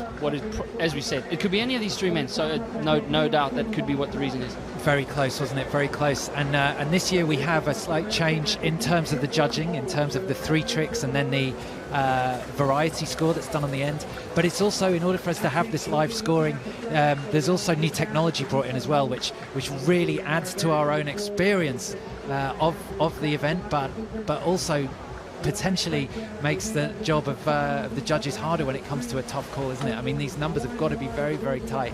But what a scene as we are here on Wednesday afternoon, and this beach scene is only going to get busier with riders, kiteboarders coming in from the city who are clocking off from work, as well as all the visitors who are here already enjoying the spectacle of this final heat in round 3, as the winners who are of the previous round, round 1, are already awaiting to see who's going to join them in that heat. Jessie Richmond on your screen there from Hawaii. He's been making a name for himself riding the biggest waves in the world, kite surfing. Nazare, towards the autumn of 2017, he rode the biggest wave ever kite surfed. Chased the storm over there to Nazare. Obviously, that wave on Portuguese coast, obviously been making a name for itself in the surfing world. But Jessie now putting kiteboarding on the map there. Just keeping himself cool, obviously looking down, maintaining composure. A lot of the riders will have different ways of staying cool, don't they? Jessie doesn't mind being in amongst it all. He can very, very easily zone out, but some riders choosing just to withdraw from the competition area a little bit, probably listening to some music and just getting away from it and really focusing on what they've got to do, because no doubt the standard is going up with every heat. Absolutely. Like you said, every rider has their preferences. Personally, I always like to remove myself from the hustle in the crowd, just focus and zero in on the conditions, get a good feel for what is happening out there on the water. Just to inform you, we are still waiting. This is the longest transition period we've had in this event, as the judges are still deciding as to who is going to be flagged out first in this event. That gives you an idea just how tight this heat was. 2014 King of the Air champion Kevin Langry, who missed out last year's event due to injury, but he is back and not looking like he is deterred at all. We have just gotten word, and as you can see on the left hand side, you will see the blue flag going down. Renault Romeo unfortunately will no longer be participating, but what a sensational effort from him. Now we will see a 4-minute matchup against Antonin Reagan and Kevin Langry, neither of them who's ready to go home. Antonin boasting some huge scores in round number 1. Kevin will know what he's up against. Kevin saw what Aaron Hadlow had to do in order to edge Antonin in that round 1. So unbelievable stuff there. Renault, hats off to the Brazilian, and a fantastic effort by him. This was as good as any final could get that we've had in the past. So what a matchup we have in store, and we'll be waiting to kick under with this remaining 4 minutes, as we've had a delay a lot longer than what we've expected. But unbelievable stuff. The Brazilian can walk away with his head held high. As you can see, the tension is building more and more here on the beach. A lot of people deciding to skip work for the day. I guess I'm one of them included, skipping work for the day to come and be a part of one of the most radical and best kiteboarding events that you will ever see. If you've just joined us, we are now going into the final 4-minute stretch of the last heat in round number 3 of the 2018 Red Bull King of the Air. Please keep spreading the word and sharing in the conversation at hashtag Red Bull King of the Air. And for those of you who are interested in the sport and are not kiteboarding, we've got High Five CT, hashtag High Five CT in partnership here to give you guys the kite surfing lesson that you need should you head down to this iconic global kite surfing mecca, the city of Cape Town. Unfortunately experiencing a bit of drought at the moment, so we would strongly urge you viewers, if you are visiting, please use the water sparingly. But that has not deterred these riders and these spectators from being a part of this historic event. Jim, would it be fair to say historic? Yeah, I think it really would be, and we're watching history unfold right before our eyes, aren't we? I mean, and I really don't honestly think that we're exaggerating that at all. Slight differences in approach here. Antonin there from France, who you are seeing, a 27-year-old. He's not a full-time professional rider. He actually runs and owns a kite school. About to come up in a man-on-man remainder of this heat against Kevin Langeret. Vast amounts of experience, a world champion, over 10 years on the Freestyle World Tour, has been a Red Bull King of the Air winner, now competes on the World Wave Tour. He's an all-round waterman. He's incredible on an SUP, but most of all, and I think this is what he's going to be hoping is going to count here, is competition experience. Kevin playing up to the fans as well. I mean, he just looks like he's enjoying it as well, doesn't he? The Dutch are the best represented competitive nation in this contest. They have a phenomenal reputation when it comes to big air kiteboarding and high wind kiteboarding. 6 of them started the contest. I believe there is now 3 of them left in as we see Kevin going out. But the riders, what's nice for the riders and what they really enjoy about this competition is how close they can get to the crowd. I mean, that's a large part of the reason why you'll see a lot of them doing the tricks on the way in. They don't get the kicker to hit, but they get to do their trick almost over the crowd's head, and the thrill that they get from that is incredible. It's also showing the judges that they have variation, they can do tricks on both ways. But Kevin, obviously, just taking 5 minutes out there just to be amongst the crowd. We saw Antonin, obviously, with less experience. He qualified through the video vote. He just preferred to stay out on the water, keep his cool, keep his head, not be swayed by anything like that. So big 5 minutes coming up for him. I'm sure everybody in France is fully behind him. He's right there on your screen in the black rash vest. The riders constantly just checking back to the beach to see when the red flag's going to come down when it comes to 1 minute left before the start of the heat. But as we said, just to clarify, these riders riding very similar equipment, 2 kites very similarly shaped, although they're by different manufacturers. Antonin's riding for North and Kevin riding for Nash. Quite similarly shaped kites, as we've said, adding to their height, giving them lots of float. The crowd are going to be loving it because it's going to give them a lot of distance. They're going to go a long way, but the judges are looking for that injection of extremity. Are we going to see? There we go. We are now into the 4-minute stretch as Kevin Langeret, what was going to be an indie grab mega loop, and adding a rotation there at the end. And Turner Reagan, nice little front roll mega loop there with a 1-footer. Not quite a lot of height and kite angle, and hitting that shore breaker on the beach, but he'll get good points for that. Kevin Langeret clearly didn't want to go for that rotation. You can see, and he improvised there, showing a huge amount of experience in being able to execute a maneuver that was not intended in the middle of it, as we see Kevin Langeret heading out. Conditions making it challenging to find that perfect ramp. You can see there's a lot of chop on the water, and to find that ramp requires a huge amount of experience, concentration, and of course just keeping yourself calm, as we see Antonin Reagan there. Mega loop, board flip, not landing, and unfortunately the board spitting out of his feet there. That shows the amount of control that you need to keep that kite in a proper landing position, knowing that you've only got one hand on the bar whilst you're trying to control the movement of the board. So that shows just how risky this maneuver is, and the guys are being rewarded appropriately for it, as we see again in the front of the screen. 2014 King of the Air champion Kevin Langeret, also 2009 Freestyle World Champion, a ton of experience under his belt, an inspiration whom I look up to and have always throughout my career. He spots a ramp, that famous jump, stalls the kite on a fully controlled boogie loop. I would say the highest scoring boogie loop thus far. Antonin Reagan not landing his previous one. Again, not landing 2 in a row. That's going to cost him precious time in this remaining 4 minutes. He knows he didn't land it. He's going to go for it again.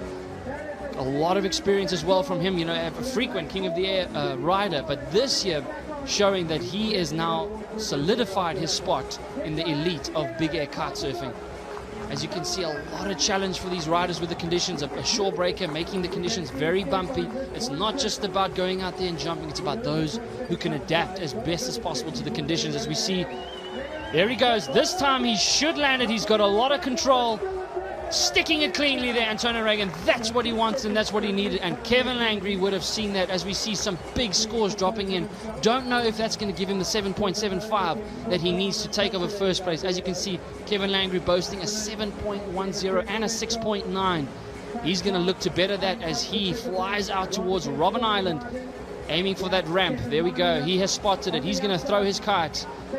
Fine. Oh, connecting that ramp a bit late, but not enough to prevent him from throwing that trademark mega loop there. But oh, Jim, not catching quite the ramp that he was hoping for. Then you could see it influence the height of his jump.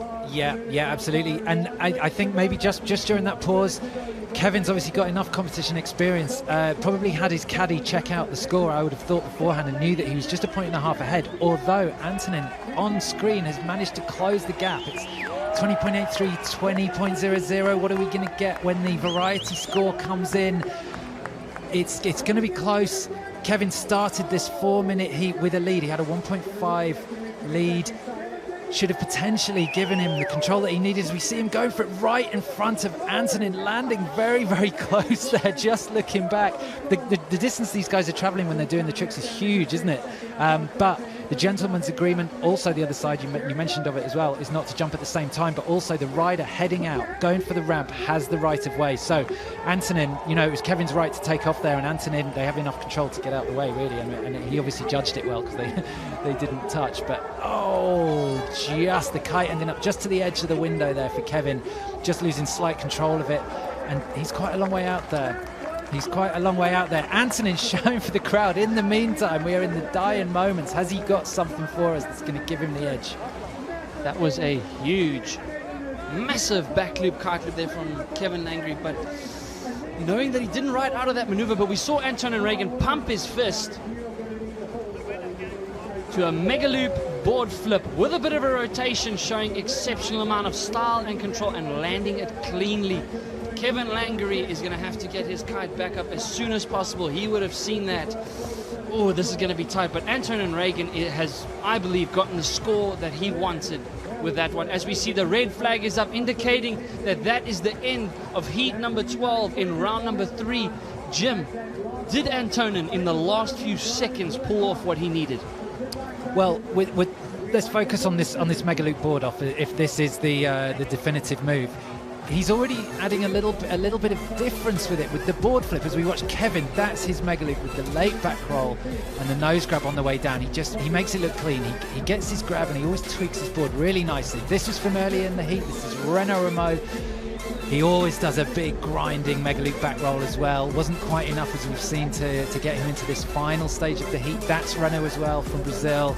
Mega loop, not a mega loop, I don't think there, because it wasn't quite high enough or extreme enough just to board off. You can see him take the board off and get it back on again. It's a technical trick. Some would argue it's not quite as extreme as some of the other tricks going down, but it's when we see it in combination with a mega loop. That's Antonin from France there, adding variety, going for the Kung Fu pass. I mean, I don't think he's going to need points for riding out that one. Squirming away on his back there, but tricky stuff. But here, Kevin Langery and Antonin Reagan, who is it going to be that is going to advance to round number 4? A spectacular heat by those two individuals.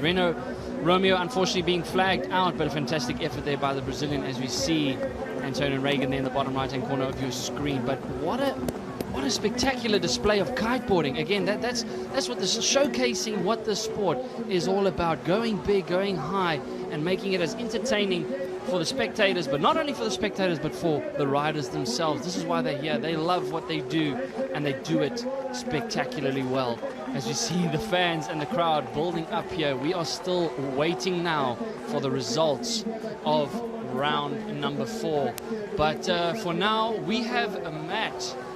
Matt is down on the beach with Kevin Langery, and we're going to take it to him.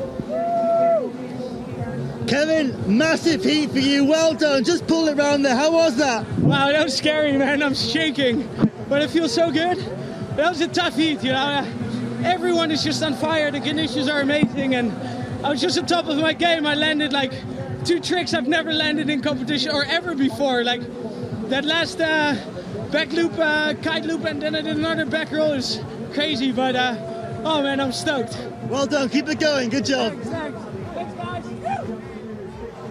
There we go. Kevin Langery stoked, and rightly so, edging out Antonin Reagan by less than a point. Unbelievable effort there and experience. You can see just the overall impression figure giving him that edge that he needed. That just gives you an indication that even though a single rider may score a high point, look at Antonin Reagan, a 7.63, the highest scoring move of the heat, but Kevin Langley just injecting that little bit of variety, that just mixing the moves up, just showing the judges that he's not just a mega loop rider, he's an overall rider. And that, the 7.60, the red score on the left hand side of Kevin Langley, is what I believe gave him that win in heat number 12 of round 3. Unbelievable matchup. We are seeing margins like never before. Well, I wonder what the story would have been if Antonin had landed that Kung Fu pass, you know, a bit cleaner. Kevin didn't land that, but Kevin's such a cool competitor. He maintained a good pace. He started off pretty slowly with a straight air, but then after that, he just kept taking it up and up and up a notch. And as we heard in the interview there, actually landing a variation of the mega loop back roll that he'd never done before. It's what this contest does to you, adding in another roll. And when you're coming in at the water at speed, adding in another roll is just next level. And that's why we're loving this contest. Absolutely, Jim. We are loving it. If you've just joined us, we are now going into round 4. Having completed round 3, we have seen 6 riders now eliminated in the last hour or so, and we are now off to what is basically, you could say, the quarterfinals. Round number 4, heat number 13. Jessie Richmond, Steven Ackersdijk, and who was the third rider there? That list disappeared too quickly. It's going to be Jessie Richmond. Jessie Richmond, having progressed through from heat number 10 in the previous round, also sensationally. This is going to be a mouth-watering round number 4. Jessie Richmond is on fire. Steven Ackersdijk has one of the lowest kite loop angles in the competition. Lasse Walker also with a ton of experience behind him. As we see, Steven Ackersdijk stomping a kite loop with a back roll kite loop there, but not getting underneath his kite back in time. So here we are, 2018 Red Bull King of the Air, first of round number 4, heat 13. Lasse Walker, Steven Ackersdijk, and Jessie Richmond. Jessie Richmond, 2013 Red Bull King of the Air winner. Lasse, 2015 Red Bull Mega Loop Challenge winner. And Steven Ackersdijk, also a podium finisher back in 2014. All 3 of these men, vast amounts of experience and ambition to go through into the next few rounds. So here we have Jessie Richmond's score first up. 8 minutes now in this heat. First 8 minutes. After 8 minutes, one rider will be flagged out, and then the remainder 4 minutes to determine who goes through. So this is going to be an exciting matchup. If you're joining us, keep spreading the word at hashtag Red Bull King of the Air. Jessie Richmond eyeing out a kicker. He unhooks again. Back roll handle pass. A lot of control. He should land this if he doesn't get too much bump. Oh, managing to control the choppy conditions with a stomping back roll handle pass. A very high scoring, high risk maneuver. He'll be stoked to have that under his belt. Yeah, not the highest trick you're going to see on the screen, but what was great about that angle, we saw the intensity. He was pretty much getting towards level with the kite and only holding on by his hands. Now, when these guys are doing a regular loop, you'll see just there with Steven from Holland going out there, he's hooked in. Now, all the pressure from the kite is going through his harness. When you decide to come out of that at 15, 20 meters high, that's extreme. Steven, in recovery, I would think, after the crash that he had on the inside there in the first minute of the heat, just with a steady couple of front rolls there. Steven, when we next see him on screen, is riding slightly shorter lines. Lasse Walker on your screen there from Holland on the green kite, probably on 22, 24 meter lines, I would say. Steven, I think he's on about 4 or 5 meters shorter than that, 90 meters. That's why that loop that we saw him on the inside, if you remember on the black kite, he had less time to recover from it. So less time for the kite to get round. More extreme, as we see Lasse coming out of that loop with a bar spin. Bar spin shows control, doesn't it, Colin? Unfortunately, not quite landing it there. Again, that just shows that difference as we see Jessie Richmond with a trademark. Is he going to get back underneath his kite in time? He does. That is a high-risk maneuver there from the Hawaiian. Oh, but Steven showing that he is not intimidated. Replica moves there from both of those guys. Steven whipping a little bit faster. That's going to be a tough one for the judges to decide. Both kite angles were very low. Jessie did seem to exhibit a slight bit more of control and style on the way down as we see a replay of Steven Well, that's fully inverted boogie loop there, and a trademark maneuver of his that has seen him progress to the final rounds frequently in this competition. Great recovery. It's what we saw him try on the inside on the way out. Obviously had a greater kick off the kicker, kicked it at just the right time to give him enough height to get the kite below him and then back up again to catch him. Jessie, as you said, mid-rotation, just had a lovely steezy tweak with his board, didn't he, just at the top, just showing composure and just showing the judges, hey, I'm comfortable out here, I'm comfortable at 20 meters and I'm comfortable in this competition. The two riders, Lasse and Stephen, obviously they're fresh. This is their first minute on the water. Jessie didn't expend much energy in his previous heat in round 3. Obviously this is the second time we're seeing him today, so on fire. He's already fired up and started this heat well. 12.16 he's on, quite a lead at the minute. Lasse Walker with a nice ramp again, repeating the boogie loop with the bar spin, just untangling his lines that he didn't land the previous one, and he knew that if he wants to make an impression on the judges, he's going to need to have to do that. A repeat of Jessie Richmond's insanely radical. Oh, this must have been another one. It does look like a different one. Stomping another back roll handle pass there. Huge amount of power and control and wrist. That kite just getting way in front of him. Steven Ackersdijk with a back roll, late back roll, another one. Kite loop, that's a double rotation there. Again, not a lot of height, but he will score points on variety because he was doing that trick, not only going out towards Robben Island, but coming in back towards the beach. As we see Lasse Walker from the Netherlands, 2015, and rightly so, Red Bull Mega Loop Challenge winner, and he just threw away with that competition. We also saw Steven Ackersdijk at that event, probably crashing one of the biggest crashes I've seen. He ended up in hospital after that crash, but Steven Ackersdijk showing that he is not at all influenced by that several years ago. As we see Lasse Walker finds the ramp. He's going to throw the board off Mega Loop. Is he going to get his feet back underneath? Oh, that shows just how difficult this maneuver is. He should be okay, but having to control the kite with one hand and still try and get the board back on your feet, a high-risk maneuver that has seen some serious scores go down, as we see Jessie Richmond with a 7.44 and a 7.0, one of the highest score combos that we've seen in the event thus far. As we see the Hawaiian, no stranger to this competition and a legend in the world of big air and big wave kiteboarding, making his way out to Robben Island. A spectacular scenery there, as we see plenty of wind still for the rest of the day. But Steven will find the ramp, grab the nose of the board, and throw a boogie loop at the same time, but landing way in front of his kite. That is going to be unfortunate for the Dutch, as we see his kite right over his head. Oh, let's hope that he can get that back up in time.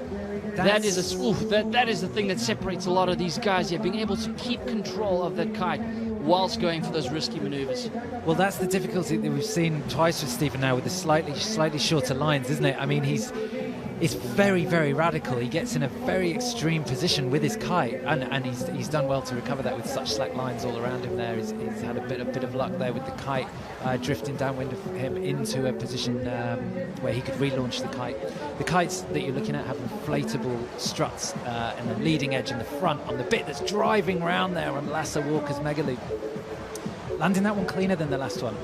Moments ago we saw him go down on the Mega Loop board off, obviously recovering well, registering a good score with a mid-paced Mega Loop, I would say. Probably not going to be a heat winner, but scores on the board there for Lasse.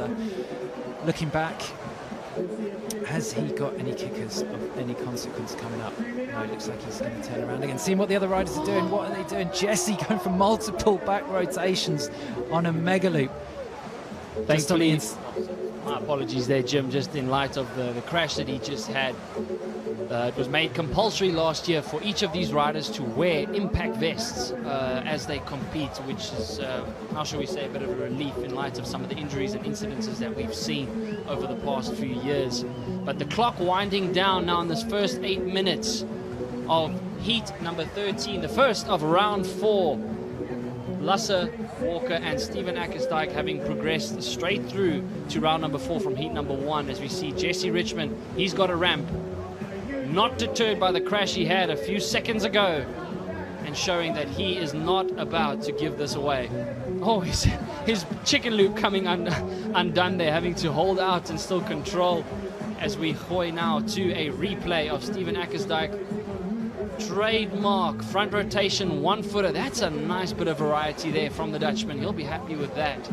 And thankfully he has recovered. But now we are going to go into the 2-minute transition period where we will see which of these 3 riders will be flagged out. As we see in the back, also the rescue team, hats off to them for keeping us safe. 2 big wave riding, surf big wave riding legends on those jet skis, James Taylor and Greg Burdish, names which you will find in the big wave surfing world. So these riders are in more than capable and safe hands. The crowd building here, Jim. Unbelievable variety that we've seen. This competition is going down unlike we've ever seen before. We have not seen this level of riding since this competition was started back in 2000 in Hawaii. Yeah, no, absolutely. And what I'm enjoying seeing is the way that the guys are driving it. The two Dutch riders in this heat particularly are big air, big wind specialists. Jessie Richmond, who they're coming up against from Hawaii, he's got every discipline of kiteboarding in his locker. He's a world champion. He's done racing. He's made an incredible name for himself wave riding, and he's also won the Red Bull King of the Air. So when it comes to wind awareness, and also he does so much training on body strength, on mind strength. He does deep water diving. You know, he can hold his breath for an incredible amount of time, and he does a lot of training on his mind as well. So there's probably no one better placed in this contest to maintain composure and just to understand where his limits are, to know where he can start to push up the level and when he needs to hold back. So yeah, and then obviously for Stephen in that heat, they're up against a very, very accomplished rider, and Stephen and Lasse obviously making their names themselves in a contest like this. Stephen having a couple of big crashes is going to take it out of you mentally, but also physically as well. There we go. The green flag is up again, and now we are into the 4 minutes remaining in this heat. We are still yet to see which of these 3 riders was flagged out. Judging by seeing Jessie and Stephen, it looks unfortunately like Lasse Walker will be walking, excuse the pun. But we will confirm that now as we see the clock ticking. It does indeed look like it, but we will get confirmation on that. For now, Jessie Richmond, knowing what it takes to get to the finals of this event, will charge out towards the back. He's eyeing a kicker. It does look like he's going to find himself a ramp. Ooh, that wave breaking not quite right for him. Excellent composure and opting rather to travel back towards the beach and hope for a second attempt. But Lasse Walker from the Netherlands, unfortunately being flagged out. A fantastic effort there by him. Great round 1 opening account. But Steven Akkersdijk, a huge and low kite angle with an additional rotation, not exhibiting the control that the judges will be looking for on that landing. Unfortunately, there was Stephen uncharacteristically not landing that sensational maneuver. Jessie Richmond responding in styling fashion, but also not being able to gain the full control on the landing. He does, however, still keep his board on his feet, so the judges will give him points for that. Stephen, one of the biggest and most controlled boogie loop with a nose grab that we've seen on the event thus far. Just unfortunately not landing it, but it will contribute to his overall impression score. The judges are taking into account that these men are risking life and limb for our entertainment, and they are being rewarded as such. Jessie Richmond from Hawaii now heading back to try and find the kicker that a few seconds ago he was unable to find. Just checking the horizon. There's a lot of bump, a lot of chop out there, making it very difficult for these riders to find the ideal ramp to put them through into the next round. But here we have the Dutchman versus the Hawaiian. Both of these highly accomplished riders. Jessie Richmond, one of the most aggressive and overall styles in the bigger discipline, with Steven Akkersdijk having one of the lowest kite loop angles in the discipline. Interesting combination, kind of like attempted as a judge to know which scores more, because both are exceptionally impressive styles of riding. Yeah, just a moment ago seeing Stephen over rotating, didn't he, on his landing after hitting the kicker absolutely perfectly. See him just going over one there, didn't ramp up. The one that he managed to hit was just turn into whitewater as he hit it, giving him a boot up, if you like, giving him a turbo boost into the sky, and you thought that was enough to get the kite round, but he got such a pull from his kite because the lines are a bit shorter, the loop is more intense, that I think he got a bit of slack in his lines, just threw him off rotation a bit, ended up doing a couple of extra rotations trying to find his orientation as he came in, and just not quite landing it very cleanly. But yeah, just to confirm, these riders don't don't know their current scores. So Jessie doesn't know that he's got actually a pretty healthy lead going into this final 4 minutes, as we see him go into a steady back roll mega loop, just riding it out. It's not going to add to his top 3 scores. That I'll be very surprised if it did. Haven't seen what we've seen before, but Stephen on the inside. On the beach, in the shallows, just whipping up the crowds onto his side, something he loves to do. But as you say, a 7.94 needed by Stephen to regain that first place. Obviously, we still will wait for the overall impression score. Front rotation, throwing that kite in order to cover as much ground as possible. A huge big air with a double rotation, clearing the competition area. Just a bit of a more of a wow factor. As you see Jessie, inverted front rotation with another rotation and a nose grab right here to give the crowds exactly what they came down here for. If you've just joined us, we are now in heat number 13 of round 4, the first heat in round number 4. As we see here that the red flag is up, and that is the end of this heat. If you've just joined us, we are coming to you live from the beautiful city of Cape Town, South Africa, here at Blouberg Beach, just a mere 3 kilometers up from the previous venue of Big Bay. The riders decide, along with the competition director, deciding to move the venue to this location, and we can clearly see why we've done that, as we see a lot of wind coming through on this side. But we're going to now run to the highlights of the first heat in round number 4. Jessie just stomping out with a huge back roll handle pass, a massive amount of risk and skill and strength required for that maneuver, doing it twice in the heat. The core strength involved in that is incredible, isn't it? He's unhooked. If anything goes wrong with that bar, he's coming down, all the power's going out of the kite. As we see Lasse ejected first from this heat with a mega loop board off, just not quite making it. There's a lot to do in that trick. There's a lot involved in it. A lot needs to come together for it to happen. As we see Stephen with his boogie loop mega roll. Mega loop. I know, Jim, we're getting a bit excited here. I know the feeling. A lot of times for you viewers as well, you do get the difference between a kite loop and a mega loop. A mega loop, if the kite doesn't rotate too low, then low enough, shall we say, then we'd rather classify it as a kite loop than a mega loop. But those are the highlights of what has been a sensational first heat in round number 4. One of these riders, well, how many riders are going through here, Jim? That's another competition, part of the competition format. How many riders will be traveling through into the semi-final? We will see now, as you can see, the blue flag representing Lasse Walker, who was removed in the first 8 minutes of this heat. And there are the results. Shall we say, no surprise, as the Hawaiian claims first place after a shock defeat in round number 1. He has crawled his way back with a stomping amount of ambition and passion, taking this heat, number 13 of round 4, with a 27.56 total over a 23.74. But a fantastic effort by Steven Akkersdijk. As we said, a 2014 podium finisher. It's sad to see him go one of the most lowest kite looping angles we've seen. So fantastic effort by both these riders. And just to confirm there, Colin, actually both riders are through there. Stephen, the difference that we're going to see there is the seeding. That's correct, Jim. Thanks for correcting me on that. One gets a little too excited here in the commentary box, and we hope that you at home are getting just as excited as we are. But Jim, just explain quickly what we're going to see here. As you say, both riders still making it through. It's just going to be the second place will end up against a tougher opponent from another heat. That's right, exactly. So round 5 is the final, and we will explain a little bit more in a moment. But we are just going to go down to an interview with Matt, who's down on the beach with one of the guys who've just been in action. Jessie, you're through. Well done. How was that? That is another wild one. The wind's really pumping in there. Can you hear the crowd when you're on the water? Man, I can hear the crowd. I can feel the energy, and I am sending it for everybody at home, everybody watching, everybody that helped me get here, and everybody on the beach here. Nice. Keep it up.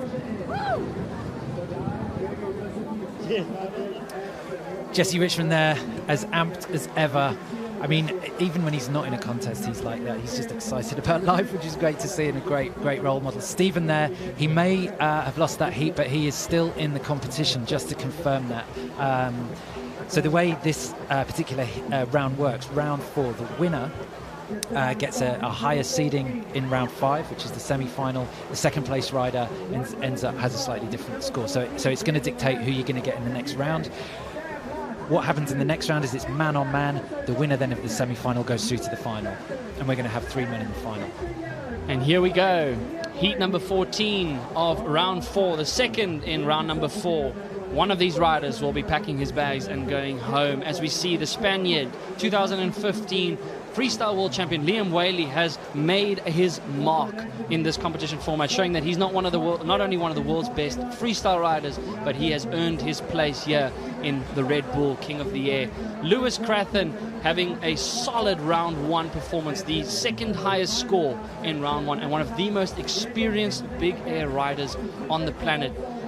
Also with fellow UK rider and also big air specialist as well as wake style specialist Sam Light. Sam Light also putting in a solid round 1 performance.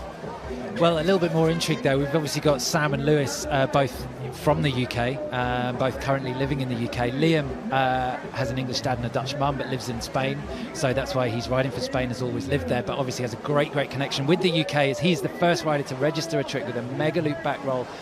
Lewis on your screen there, in the black rush vest, just with a steady back roll. Very similar tricks, and we saw them do that in the previous heat. They were actually meeting again. They met each other in round 1, Liam and Lewis, and what we saw in that heat was Liam more or less watching Lewis, I think, and going trick for trick with him. So very evenly matched, and yet again we're seeing it slightly the other way around. Liam the first one to register a trick, Lewis reverse psychology, doing the same thing to him on in this round. Sam Light opening his account in this heat. Not quite sticking a clean landing, but he will score points with a back loop, kite loop, mega loop, shall we say, with an added rotation. Lewis Crathen, he was zoning himself into this event as he spots a ramp, delays the loop on his way up, and a nice late rotation, back loop, kite, mega loop with a late back roll, and just tweaking in a tail grab on the way down, just showing the experience, the power, style, and control that he exhibits into his maneuver. A fantastic ambassador for the sport. Lewis Crathen going down with what was quite a serious injury several years ago in the Red Bull King of the Air Challenge, but that has not deterred him, as we see Sam Light responding. The beautiful, I didn't actually see that, Jim. Was that a front rotation or a back rotation? Stalled front rotation. Very, very nice to see Liam double back roll into the mega loop, landing it again. Not quite the smoothest landing, that you're just catching up with the kite at the end. Sam Light on your screen there, who did the trick just before. Sam in the blue rash vest from Hailing Island in the UK. No shortage of competition experience in this heat, of course. Sam, who is still on your screen there, is a 2-time Kite Park League world champion, and he's also won the Triple S contest, so he very much focuses on the wake style side of the sport, specialising in riding kickers and sliders, but he's been in this contest before. This is his 3rd appearance. He's a very, very all-round rider, and obviously a great contender as he hits that kicker almost perfectly, just getting a little bit too much foam and not getting the kick that he wanted. But as I mentioned the last time we were on air, Sam Light rarely makes mistakes. It's what a lot of competitors say is difficult about him.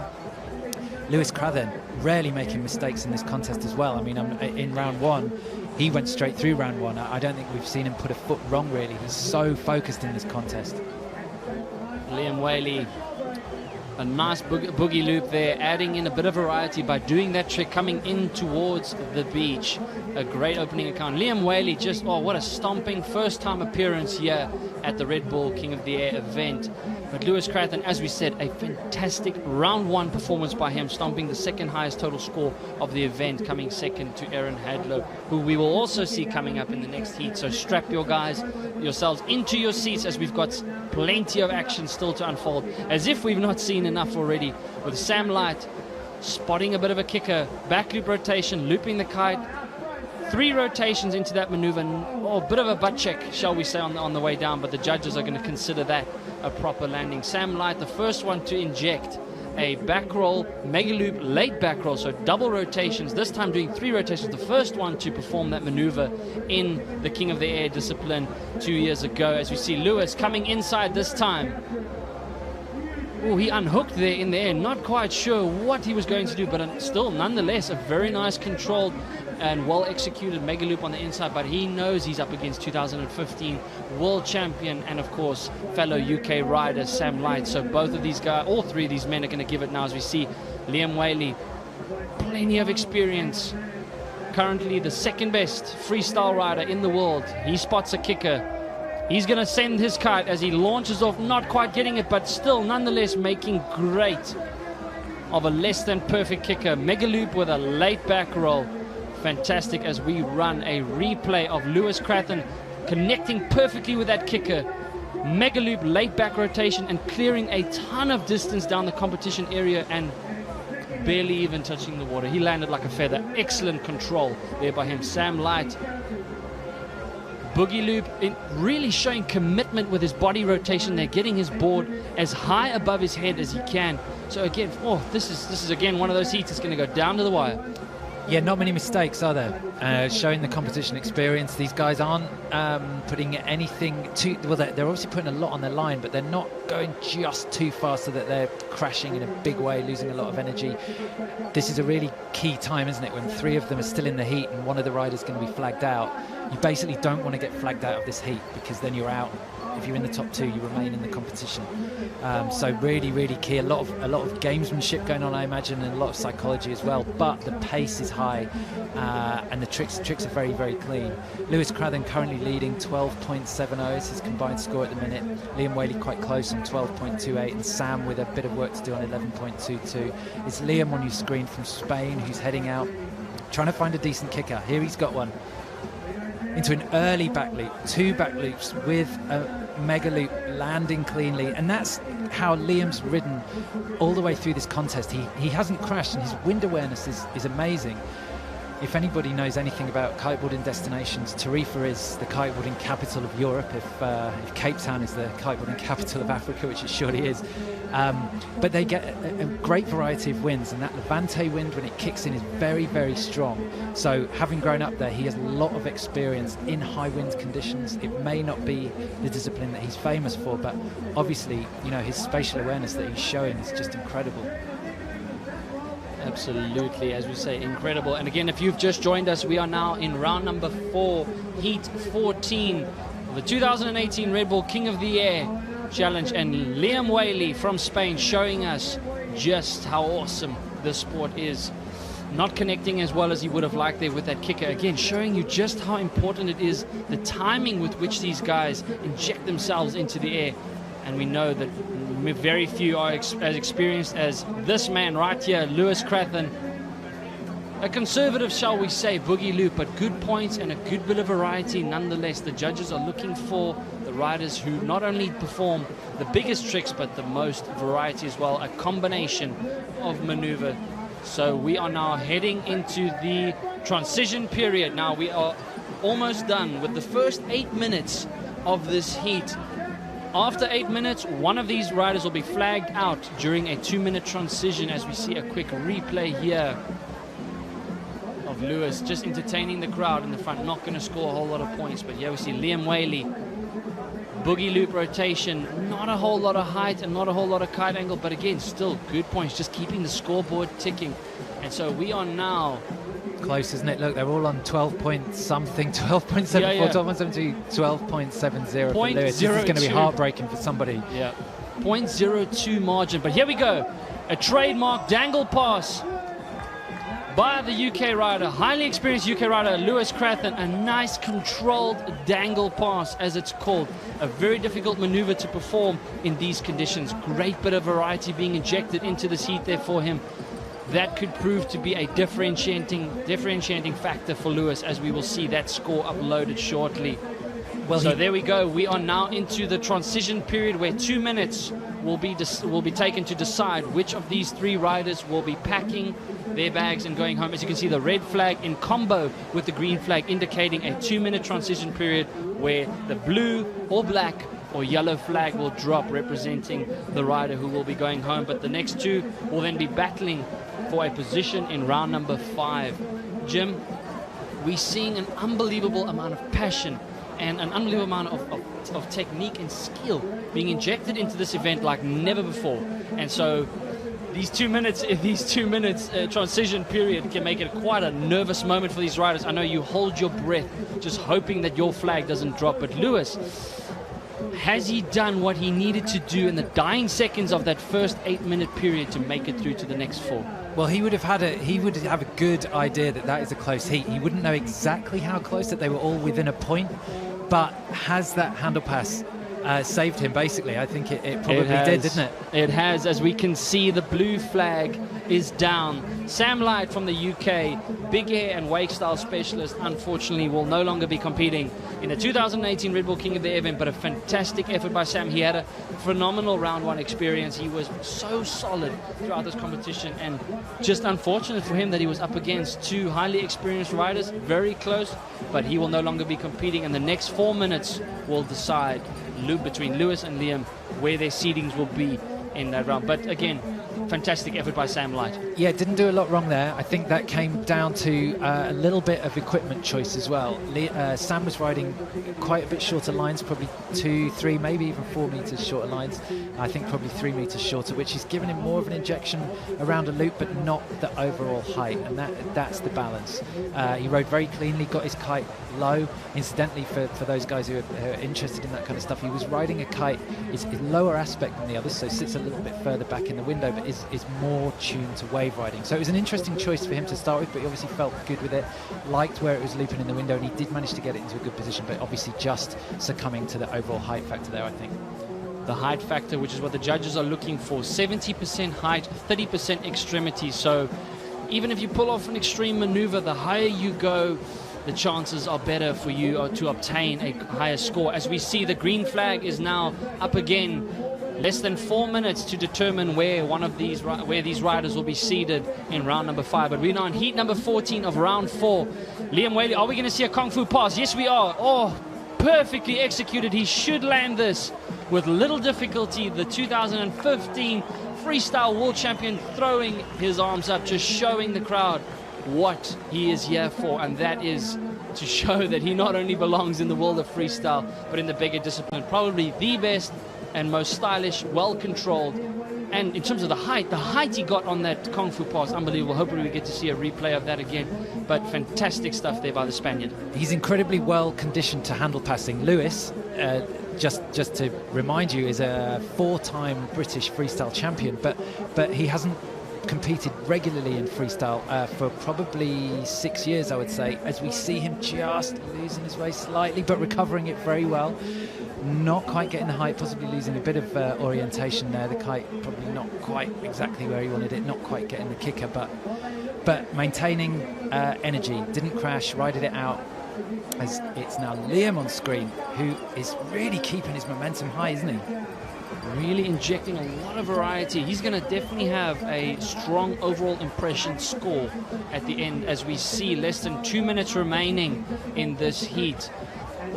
You would say, yes, Liam Whaley definitely seems to have, at least in terms on paper, has that freestyle, that greater amount of freestyle experience, as we see him heading out now back towards Robben Island, looking for that ramp, looking for that kicker. The ramp that these riders are looking for can, a lot of times you think, oh, does it really make a big difference? But the perfect kicker, the perfect ramp, can be the difference between a 10-meter jump and a 15-meter jump. So that's very important for these riders, and experience will play well into each of their hands. As we see Lewis, he seems to have spotted something. Yes, he's going to go.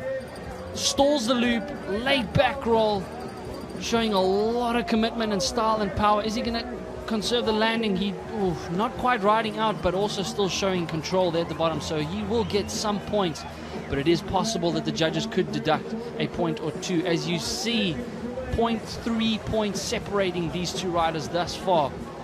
Very, very close. We are going to see still some scores coming in, but Liam Whaley connecting there with the kicker. Mega loop, late back roll, standard trick that we see, bread and butter move in this big air discipline. Not the best one we've seen, but still going to keep the scoreboard ticking. Yeah, similar to what we saw Lewis just earlier. I thought on the way down, I wasn't sure if Lewis was trying to do something else, another rotation, and just not, and then just affecting his landing. But there's 10 years difference between these two riders as well. Lewis, the oldest competitor, and also the competitor with the most Red Bull King of the Air experience. He's competed in every King of the Air that has since the event moved to Cape Town. Liam, a wild card.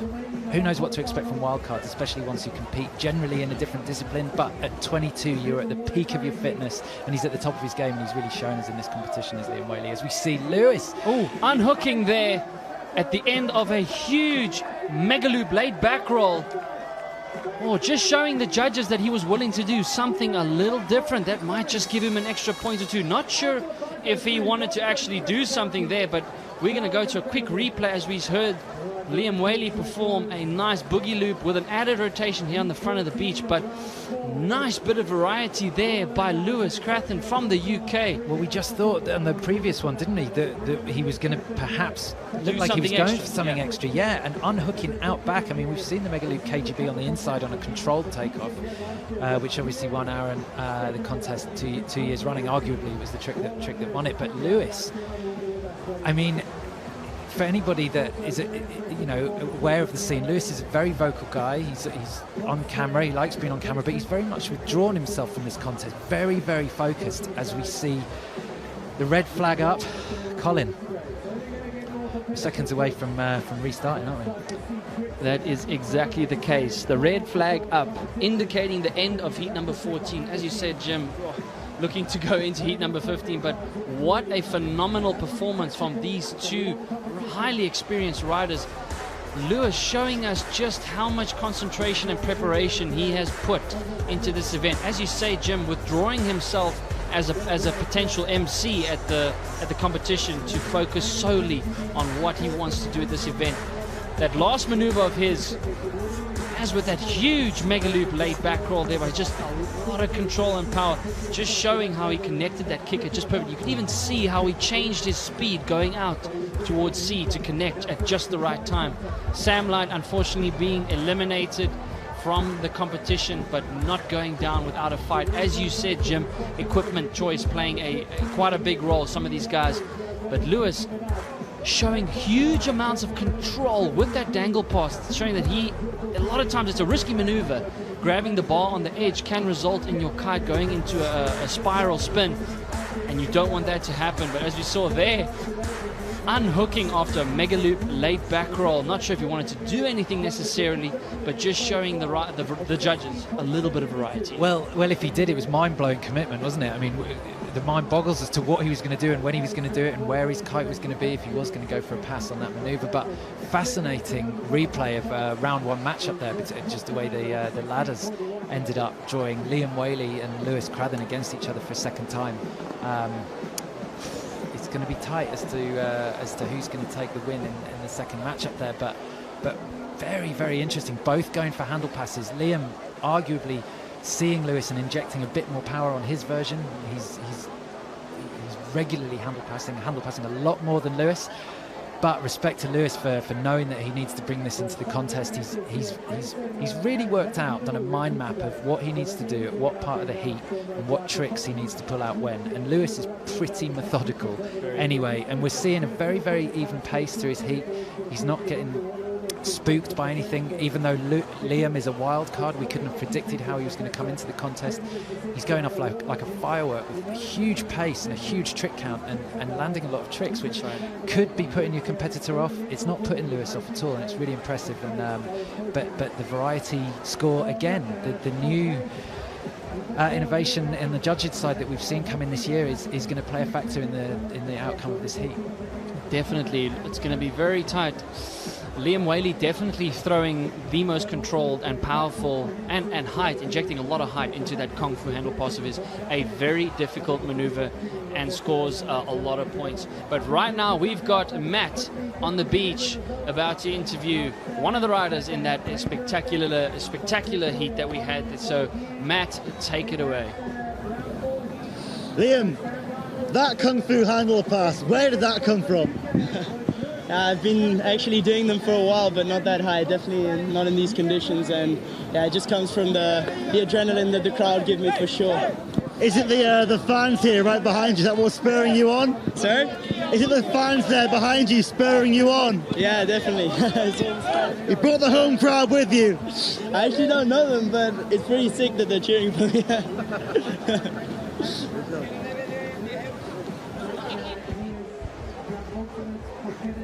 There we go, Liam Whaley, a deserved first place, a winner in heat number 14 of round 4. Liam Whaley has cemented his spot here in the Red Bull King of the Air. But both these riders will be going through, as you can see, 27.4 26.1, a score there for Liam Whaley over 26.64. Also a solid score from both these riders. You can see that each of their top scores averaging in the 6.5 range. So that just shows the consistency that these guys have in their maneuvers. Just keeping it consistent, keeping it flow. No scores in the 7-point range, and we know that riders like Antonin Reagan, Jessie Richmond are giving scores inside the 7-point range. But here the green flag is up, indicating that we are going into heat number 15, the last heat of round number 4, as we see a spectacular backdrop in the city of Cape Town. Already there in the background, launching. It looks like rider in yellow. We have Gijs Wassenaar, Aaron Hadlow, and Kevin Langery are now in the last heat of round number 4. Welcome to those of you from around the world if you've just joined us for the 2018 Red Bull King of the Air, coming to you live from the beautiful city of Cape Town, South Africa, a kite surfing icon and a place that many people and many have come to enjoy the total beauties, the full package beauties that we have here. We are now in heat number 15 of round 4, the last of round number 4 before we go into the semi-finals. We've seen amazing action unfold, but oh boy, 5-time world champion and 2-time King of the Air champion takes off a nice delayed controlled boogie loop there. Aaron Hadlow making history by performing the first board off a boogie loop in round 1, giving him the highest overall score that we've seen in this event. But Kevin Langery with probably his biggest mega loop late back roll with a bit of a tweak on the way down that he has performed in this event thus far. Caught that kicker perfectly, didn't he? That was the bit that you just saw how much more of an injection it got him. Aaron didn't quite get the kicker just right, and what a difference that made. Gijs heading into a replay. We've got here of Gijs into a mega loop, a straight mega loop. I saw some interesting footage with Gijs earlier. He had a GPS tracker on it when he was training, and what you could actually see, what it showed was the speed variance. So he's heading 40 kilometers an hour into the trick. At the moment he hit the mega loop, it just stalls, and then the mega loop takes him up to almost 75 kilometers an hour, and then slowing to 30 when he lands. So that's just to give you an idea of the speeds these guys are going and how much power they're getting out of the kite. Huge boogie loop there by Kevin Langery, opting for a kick on the inside. Ooh, Aaron Hadlow looking like he wanted to go for a Kung Fu pass, and instead just grabbing the tail there to inject a little bit of style amidst the maneuver gone wrong. Not going to score a whole lot of points, unfortunately. Didn't have a lot of height. I think that's probably why he didn't go for the pass. He was on the inside. You can see that there are some pockets of wind as we see him head back out. Stalls the loop, just waits until he's at the apex of his jump, and the late back roll there. Bread and butter move just to keep the scores ticking, so not too bad, but we have seen a whole lot more from the 5-time world champion, making history at the Red Bull King of the Air in round 1 last week Saturday by performing the first board off boogie loop, coming in the middle of the heat to change his board, which he was riding in boots, to go for straps in order to allow him to remove the board from his feet in mid-air. Gijs Wassenaar from the Netherlands connecting perfectly with that kicker, stalling with the loop.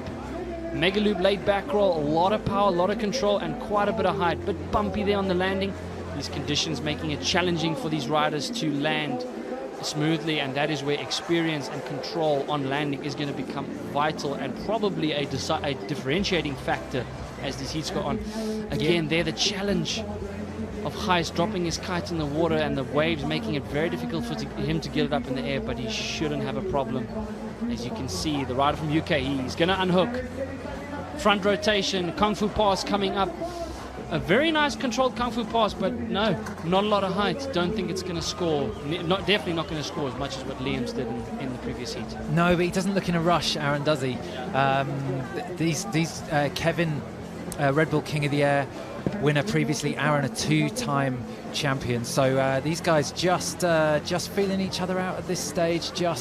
Kevin's done a huge mega loop back roll. Aaron not quite getting the height in his tricks, but as so often has been the case, gets off to a slow start, sees what his competitors are doing, and then what must be so annoying is just steps it up just enough just to get himself through. As we see Kevin coming back into the beach. Kevin and Aaron have competed against each other for many years on the World Freestyle Tour. Aaron eventually claiming 5 world titles. Kevin getting himself one in 2009. And it's Kevin on your screen there, traveling great distances against the backdrop of Table Mountain and landing very, very cleanly. And that is the difference that he's going to get from the particular kite that he's chosen to use there. A little bit flatter in the middle gives him a lot of flight, a lot of hang time. But the red North Vegas there, and incidentally that's the same model of kite, black Vegas, that Aaron's using there, and you really see the C shape in it. So very, very pronounced tips, and the kite really drives around that when it's turning, doesn't it? It's almost like the steering, like driving a racing car without any power, without any suspension. Sorry, really stiff racing suspension. It's going to really corner in a very, very different way. That is a good illustration, I would say. And also, you're looking at a rider like Aaron Hadlow, very influential in the development of gear in the sport, having spent a lot of time himself with the Vegas in developing it, and doing fantastic work and giving him those two well-deserved titles. But we have a replay here of Aaron Hadlow. Did he do? Yes, we think he did. Megaloop KGB. Oh, not landing it, unfortunately, but what an attempt there. That was the move that he made history with back in 2015 to give him that spot in the finals. He did do it the year before, but it wasn't enough to get him through to the finals. But this time, he knows he's going to have to put something special in the bag. Kevin Langery, a huge Megaloop board off, getting his board back on his feet with plenty of time to spare. That's going to score big points. He got a nice low kite looping angle as well. A Megaloop, like we said, the judges want to see you pushing that kite as low to the water as possible. Gijs Wassenaar from the Netherlands, shall we say the underdog in this event, although by no means out of the competition, knowing that he has a huge chance of winning. As we see, Lewis Crathen is body dragged himself down the beach to bring Aaron Hadlow a different kite. Is this going to be a different size kite? It is very possible, but an excellent form of showmanship and teamwork there as fellow UK rider hands over a different kite to the 5-time world champion. Yeah, absolutely. The importance of the caddy there, you know, and there's nothing stopping the riders going in and switching their equipment. We saw Aaron do it in the previous when we had the competition on before on Saturday with the foot straps. As we see Gijs, that's Gijs from Holland going into a very nice stalled.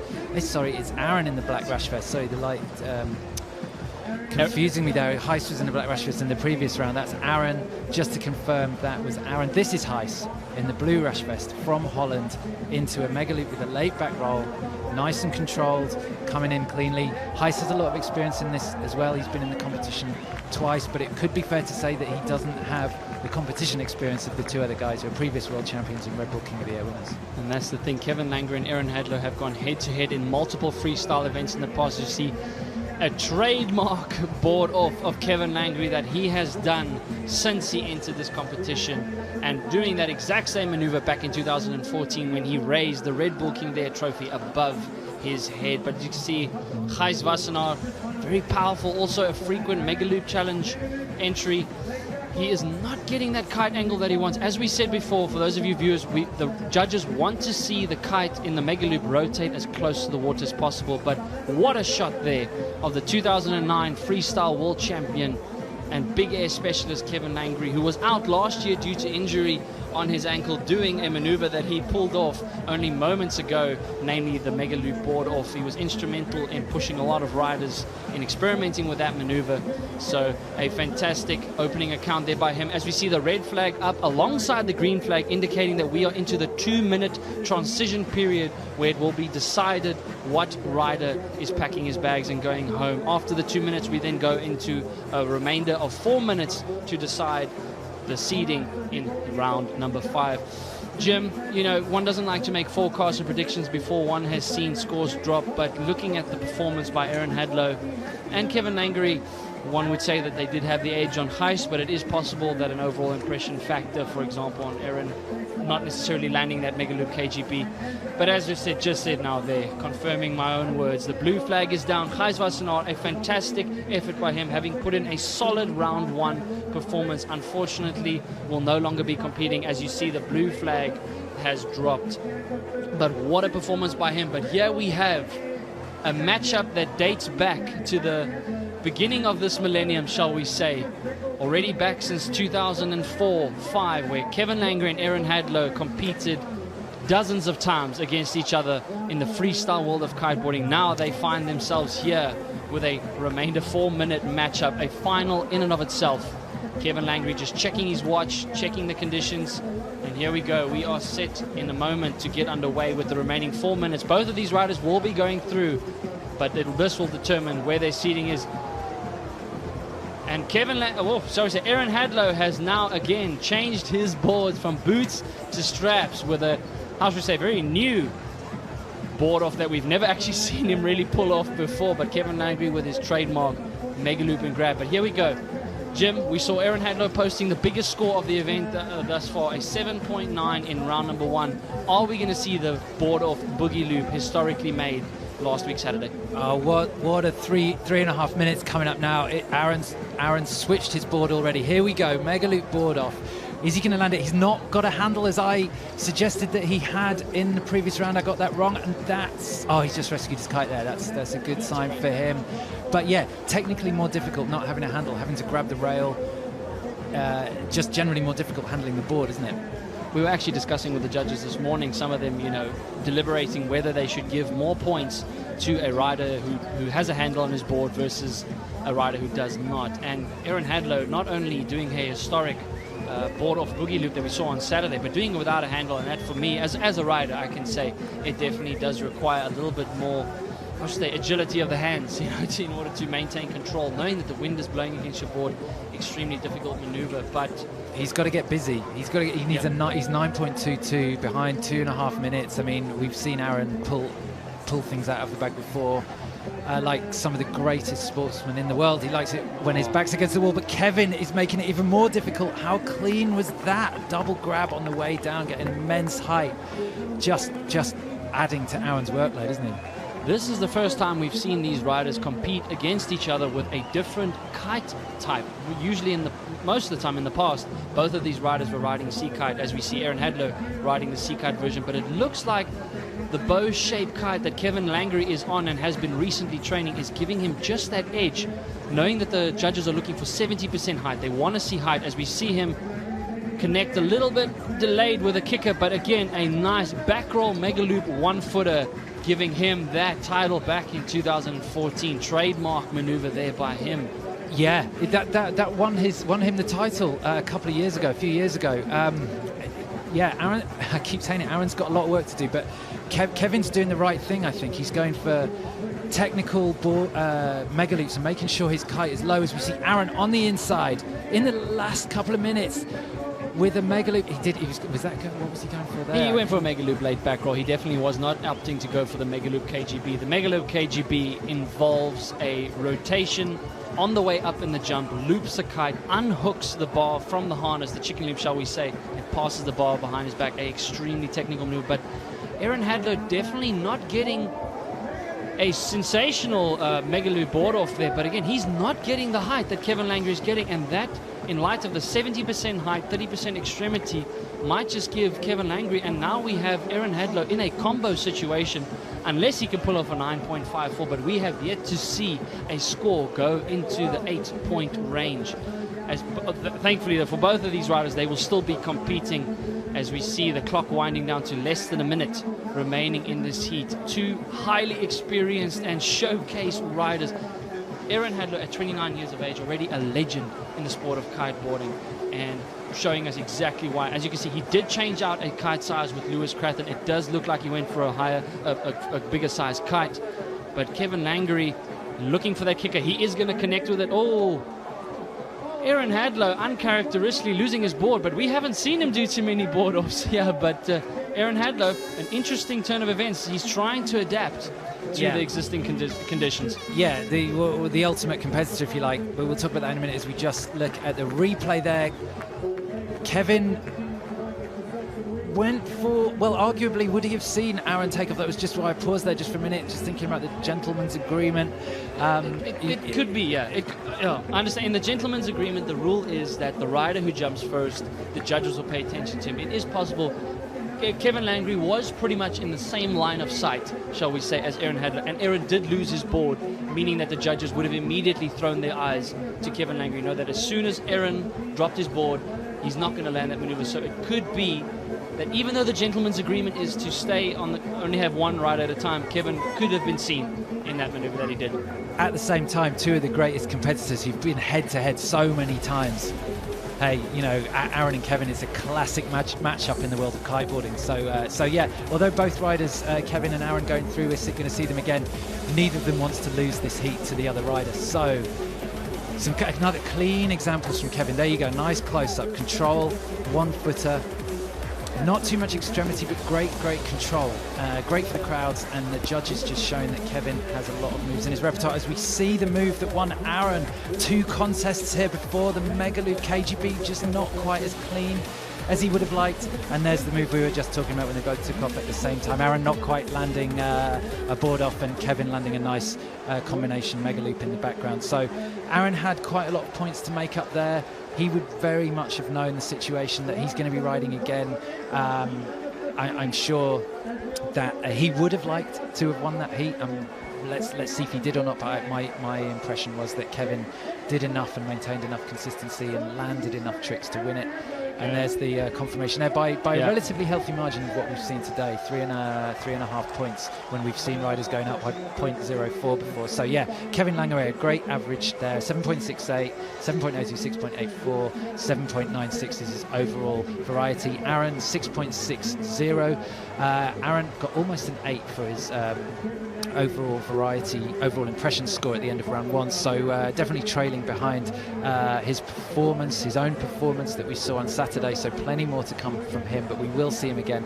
And then just confirmation that Heiss earlier in the round was the first rider eliminated from Holland. So we won't be seeing him again, but the 2 other riders we are. And Matt has an interview now for us down on the beach, so we can catch a breath, Colin. Kevin, we've just had confirmation you won the heat. What a load off your shoulders. Feels good. I'm feeling good today, you know. Managing to land most of my tricks, so that's good. That feels good. I feel very confident. The conditions are really good. The crowd is absolutely amazing. And I just love that I get so much support from everyone at home and on the beach. And I want to thank you guys. It's flipping awesome. And be honest, what's it like when you go up against Aaron, someone you've competed against so many times, and the stakes are so high right now? Well, it's always good to beat Aaron. You know, we've been fighting up against each other for, I think, over 15 years. It's going back and forth, and it's always good to get an extra win under the belt. Well done. The saga continues. Thanks, guys. Kevin Langeray there, as he said, a frequent rider up against fellow competitor Aaron Hadlow, claiming first place there in heat number 15. So that is the end of round number 4. We are now going into the semi-finals, 2-man heats, where we will see the last 6 riders remaining in this event. We've gone from 18 riders down to 6. A couple of guys, shall we say, having packed their bags, but the wind's still looking nice and steady coming through here. The famous Cape Doctor wind that has made the city so famous in the world of kiteboarding. So a spectacular effort there from Kevin after a shock defeat in round number 1. He's had to work his way through each of the rounds. And as we mentioned before, sometimes that doesn't actually work out too bad. As you can see, it's just revved him up. So I'm here with Greg, one of the judges. Greg, take us through the judging criteria. The judging criteria for the Red Bull King of the Air is based on 70% height and 30% extremity. What's very important though is that the height and the extremity go together. And of course this year there's a big focus on overall impression. Tell us a bit about that. Yes, the overall impression score is very important. It counts 25% to the overall heat score. And a rider can be ahead in the beginning of the heat, and towards the end it will really change if they get a very good overall impression. So we're looking at variety, that's very important. Style and execution also comes into play, but that overall impression is very important this year. Well, as Greg Taste there, local South African and fellow competitor from years before, fantastic individual there, and also a legend here in South Africa in kiteboarding. Indicating here the overall impression, we did see Kevin Langeray in the last heat putting up a huge overall impression score of 7.9. again, just mixing it up, keeping it general, keeping it in the variety factor, which can give you that differentiating factor going into the next heat. So that gives you an idea. But here we have now the highlights of round 4. A sensational, Jim, this has been unbelievable action that we've seen here. And again, if you've just joined us, we have finished round number 4, and we will now take you away with some highlights of what was mouth-watering, sensational action from the world's best in the big air world of kiteboarding.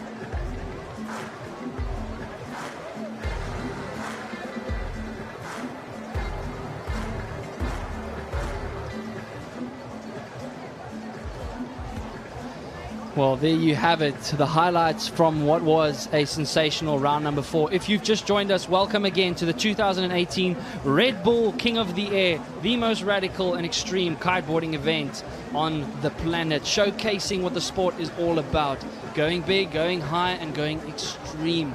We are going to head shortly into a 5-minute sequence leading into round number 5. But here we have just a couple of the results from round number 4. Jessie Richmond also a huge upset in round number 1, but he has crawled, or not crawled, shall we say, stomped his way back up through rounds 2, 3, and as you can see, round number 4 with a huge 27.56 score over Stephen Ackersdijk. But we will see both of these men competing again. Jessie Richmond, one of the most dynamic, versatile riders, not just in the world of big air kiteboarding, but in kiteboarding as a whole. He set the tone for today, didn't he, in the first heat?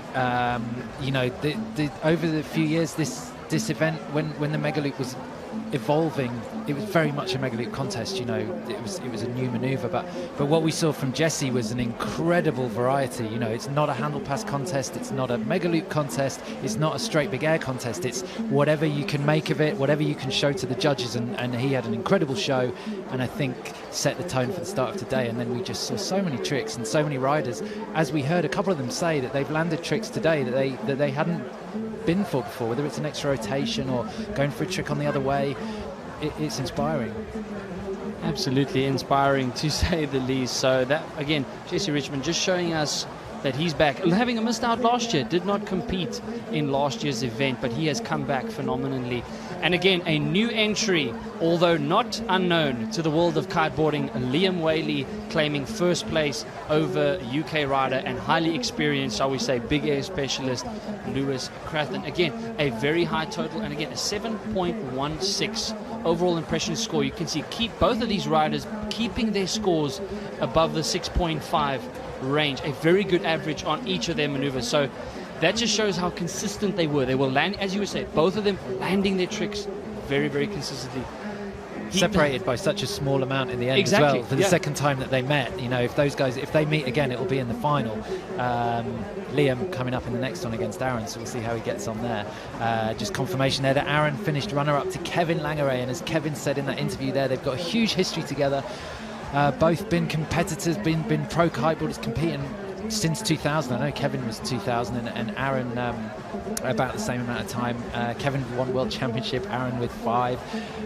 Just the deep history that these two have together, and they get on well, but they enjoy competing against each other on the water, and it's really good to see Kevin coming out on top there, 29.5, Aaron 26.08. Aaron switching up again to the straps. It's not necessarily the direction that he enjoys, should we say, or thinks is the most extreme, but he is willing to switch it up in order to get the win. He's an incredible tactician when it comes to working out how to win a competition. Absolutely. Just putting in that preparation. He was always at competitions. He was one of those riders that was always prepared. Let's say, for example, he's out in the water competing and he snaps a line, or he crashes his kite and his kite tears, or a screw comes loose on his board. He was always prepared for such incidents, having spare boards, spare kites. You saw Lewis Crathen coming through there in that heat and handing Aaron what I believe was a different size kite, a slightly bigger kite, knowing that he wasn't getting the height that he needed. So very prepared in situations like this, and that just shows that extra bit of competition experience with the point margins that we have seen and how close the scores are. It's small things like that, preparation, anticipation, things like that, that can give you the edge in this level. We are seeing the levels closer and closer to each other. It's no longer a case of 2 to 3 guys dominating this format. We have seen all 18 riders in this event showing that they rightly belong here. But we have now shortly, I think it's less than a minute to go before the countdown for the start of the semi-finals. 6 riders down to the wire. Yeah, as you said, 18 riders down to 6, and in man-on-man now, so we've got 3 incredible heats coming up. I mean, in the world of kiteboarding, these are dream matchups for any fan around the world. Jessie Richmond against Lewis Crathen in the first heat. So we've already said Jessie's got off to a flyer today. Lewis, mechanical in his approach, very, very clean, landing some incredible tricks and just keeping his pace even and very well matched. Jessie, there's a good contrast here in this heat, I think. Absolutely. No, 2 very different styles. One conservative but compact approach, shall we say, and then Jessie just throwing in that risk factor. But here we are, the first heat in the semi-finals of the 2018 King of the Air. Lewis Crathen will take us away with the first maneuver, delaying a nice loop there. A lot of control. Again, the wind not quite giving him the height he would have wanted, but Jessie Richmond, as he has stomped a couple times now, gets back underneath this kite and lands one of the most aggressive boogie loops that we have seen in this competition, getting that kite close to the water. What a great angle that was, wasn't it? We saw literally he disappeared behind his kite. He disappeared behind his kite, and he committed to it early, so he gave himself as much time to get over the kite as he could. He may not have been as high, but high extreme factor on that one. 70% height, 30% extremity. He would have scored full points on that 30% factor, no doubt. Lewis Crathen from the UK, nice mega loop, laid back roll, not getting the cut. It seems like there might be a bit of a slight dip in the wind, Jim. If you look on the water, there do seem to be a few lull patches, and this is where riders, as the day goes by, if the conditions do change, you see a lot of bump on the water. Riders who are able to adapt to these conditions. As we see Jessie Richmond opting. He did look like he wanted to unhook there. He's been going there for a couple of unhook maneuvers in this event thus far. Some radical kite loop handle passes. What did you call it, Jim? Kite loop with a double half cab? Yeah. At what party did he invent the name of that trick? Yeah, Jessie's incredible. Just as you see the clock there, we have 8 minutes left in this heat. We'll just have a slight delay bringing up the live scores. Just having a slight technical amendment to this heat as we see Jessie. Was he going for the comfy pass there? No, he was going. He looked like he might have wanted to go for another pass, but he did do the back loop handle pass. But he sent his kite into an additional rotation, giving him just that propelling force downwind, giving him a huge challenge and a huge feat to try and land that cleanly. He did have a bit of a bump there, but that'll still give him a solid score in the overall impression factor. We should be seeing Lewis Crathen also go for the dangle pass. But as we said before, apologies for the scores which are delayed. Might have a technical glitch, but that is not going to stop us from enjoying a smooth, controlled There we go. Controlled boogie loop there by Lewis Crathen. The wind, Jim, looks like it may have subsided a little bit. As we said, the rider who adapts best is going to go through. Just a little subsided there. Lewis got good height. Obviously, had enough wind speed and height to get up there, to get a nice loop in and to have the time to land. I think if the wind continues to remain around this speed at this time, we're going to have to see an injection of something different, as we saw from Jessie there. Unhooking as the wind drops a little bit just makes it possible to do that, to be able to control the amount of power in the kite and get your body into a position like that. I mean, incredible from Jessie. He's adapted to the wind speed just exactly as you were saying there, right on cue. Unbelievable stuff from the 2013 Red Bull King of the Air champion Jessie Richmond, after a heist of a couple of years dating before the year 2000. So the first event that saw this competition return to South Africa, Jessie Richmond lifted the crown above his head and showing us exactly why. And as you said, with that dangle pass there, back roll rotation, handle pass, he grabbed the bar on the edge, manages to pull that bar in and recover a position in order to guarantee a safe landing. And as a rider, that takes exceptional control and power, just sheer power. But we now see... Just an indication there, sorry, just as we see Lewis approaching the kicker there, going for that mega loop with a late back roll again, landing it cleanly. We just saw him, just as he was approaching that, just as you were watching, you may have seen him just reach forward in his lines. There's a little black dangly bit of Velcro. That's actually what's controlling the power in the kite. So we saw him just make a small adjustment. I think he was adding a little bit more power as he approached the kicker, giving himself as much speed as possible, just as we are suspecting that the wind may be just lulling a little bit. It won't lull for long though, but this is generally the nature of wind. You have peaks and troughs, and we're just having a little bit of a lull here, but it is going to be back any second now. And you can already see, looking at the water, there's the spray coming off the foam, so the wind is definitely strong. As we see Jessie, he's full commitment, isn't he? Every loop that we've seen him go for, he just doesn't delay. From the moment he takes off, he's committed, isn't he? Absolutely, that commitment and that risk factor is going to score a lot of points there for the Hawaiian. He's showing that he's off now. It doesn't look like he had any injury last year. In fact, I think injury was an excuse why he didn't compete. But no, we've seen a wonderful return from injury to the sport, as we see Lewis connecting perfectly with that kicker, allowing him to get a nice low kite looping angle. His kite really traveling a very close distance to the water, a lot of height on that boogie loop, and the judges are looking for 70% height, 30% extremity. That's going to score big in the 70% range there by the famous UK rider, having jumped Brighton Pier several years ago, which put him on the international map. A fantastic feat there by the UK rider.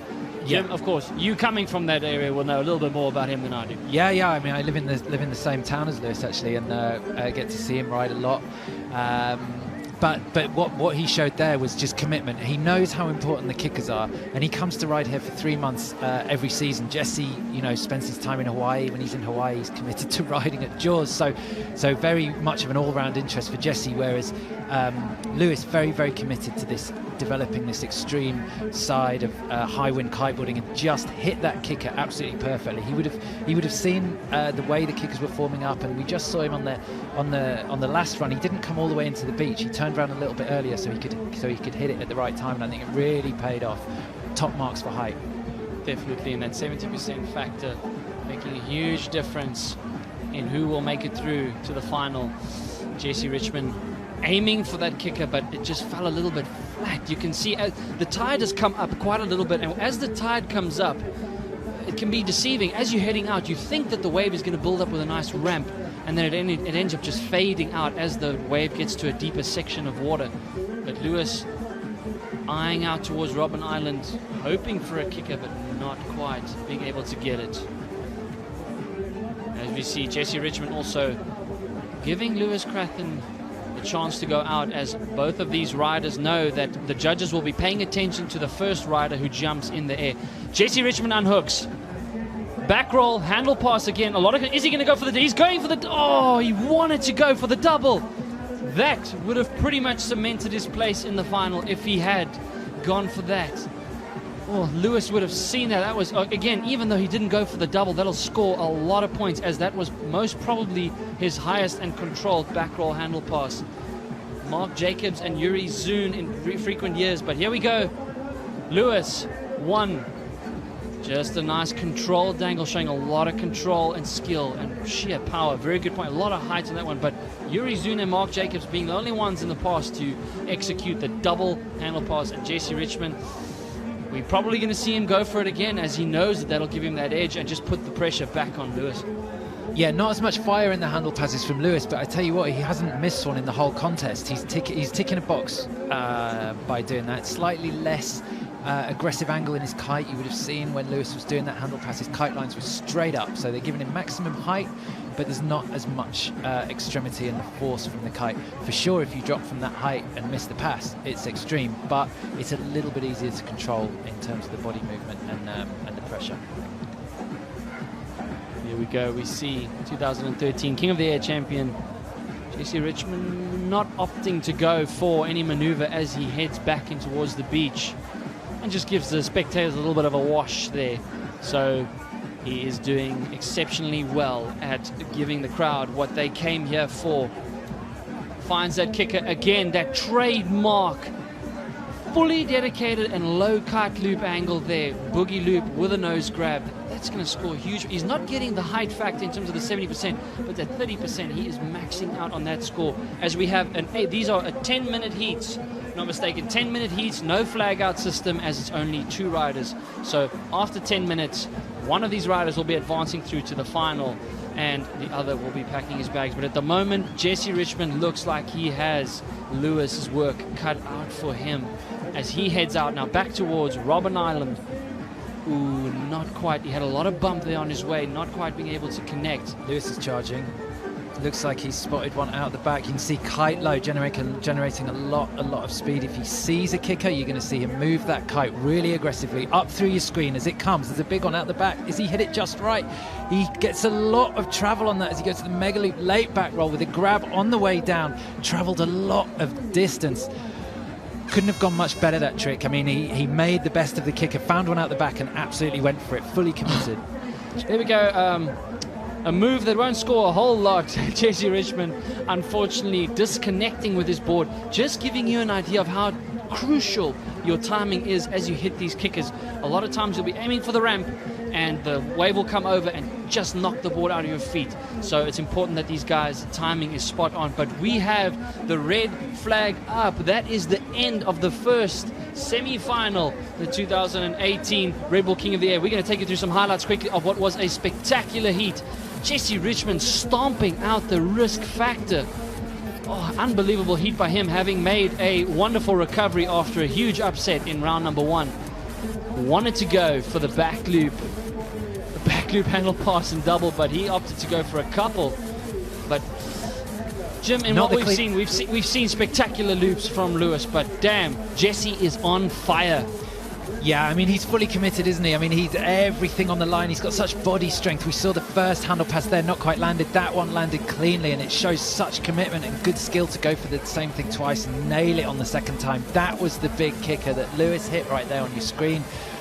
Stalled back roll with the mega loop, landing fairly cleanly, not landing at pace. The kite just got a little bit too high in the wind on landing. But Jessie, again, you could see not quite going as high as Lewis on that particular trick, but in control, registering tricks and registering a lot of variety.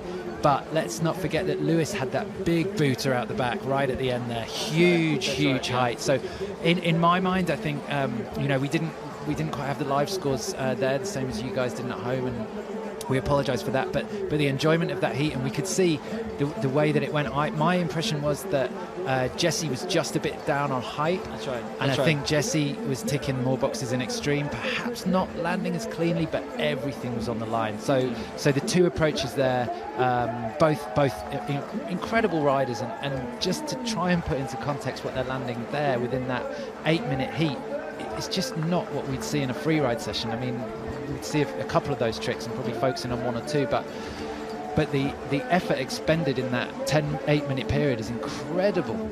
Absolutely. As victory lurks closer, as the final lurks closer in this event today, those guys will be hungry for that title and willing and wanting to push the limits in order to get there. And that's what we've come here to see, as these guys literally putting their bodies on the line for us. But as you said, interesting combination, definitely. We saw one rider pushing the risk factor. We saw another rider pushing the height factor. We know that 70% is height, 30% is the extreme factor.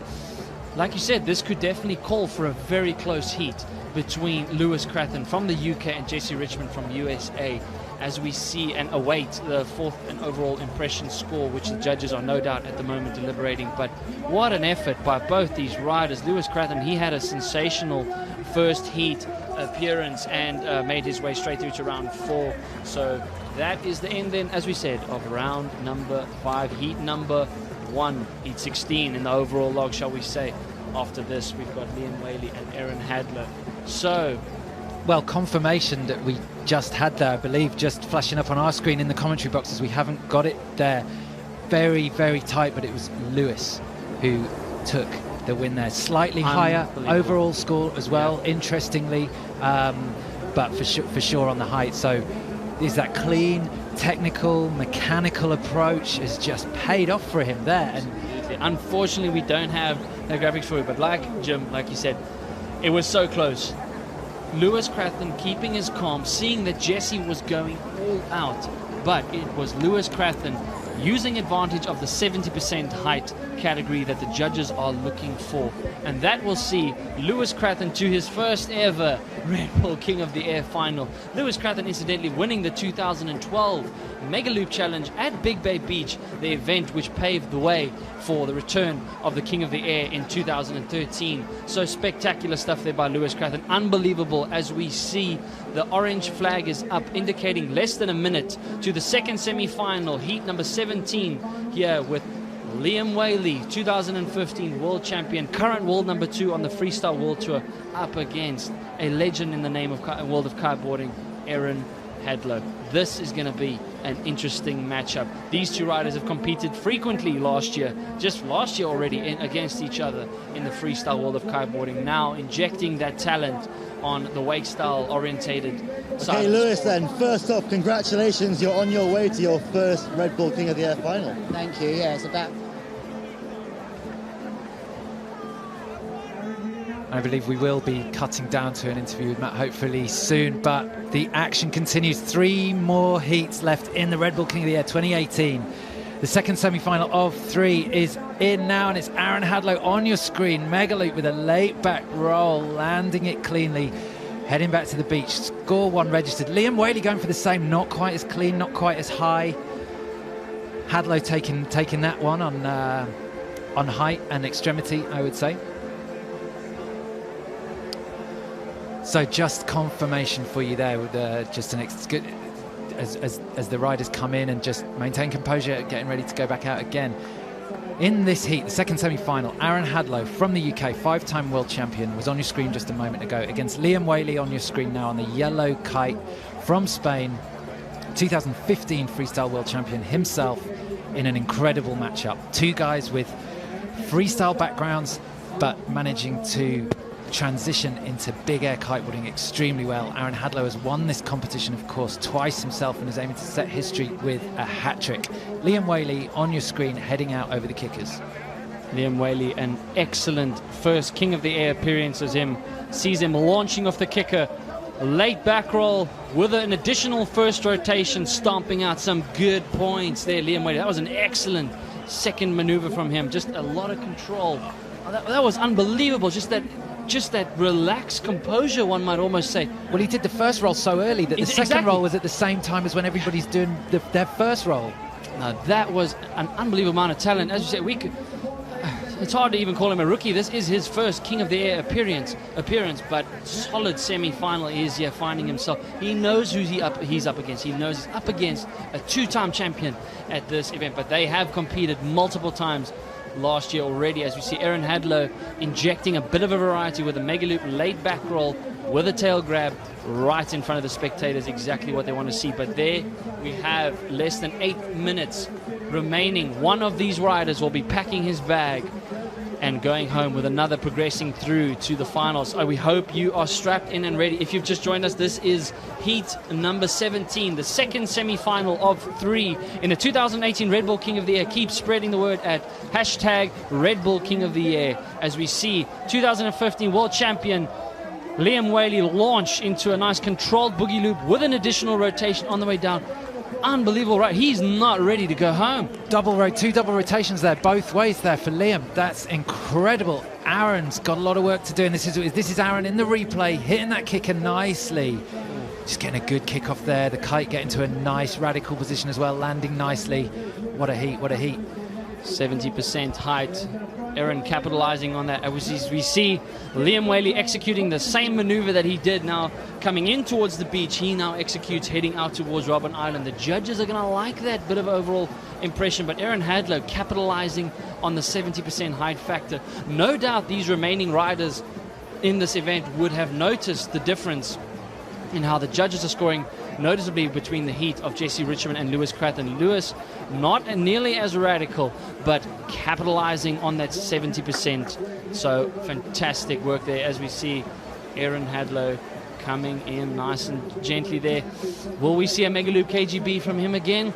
Most probable. He's used that move to edge him through, but again, the 70% height factor will make a big difference in how these riders now approach the remainder of this competition. Just to confirm that on the screen, the rider in your screen in the yellow rash vest, Aaron Hadlow, going for the Kung Fu pass on the inside, not quite as high as we've seen before, but just to confirm on your screen, he is in a yellow rash vest on the screen in the top left of your corner.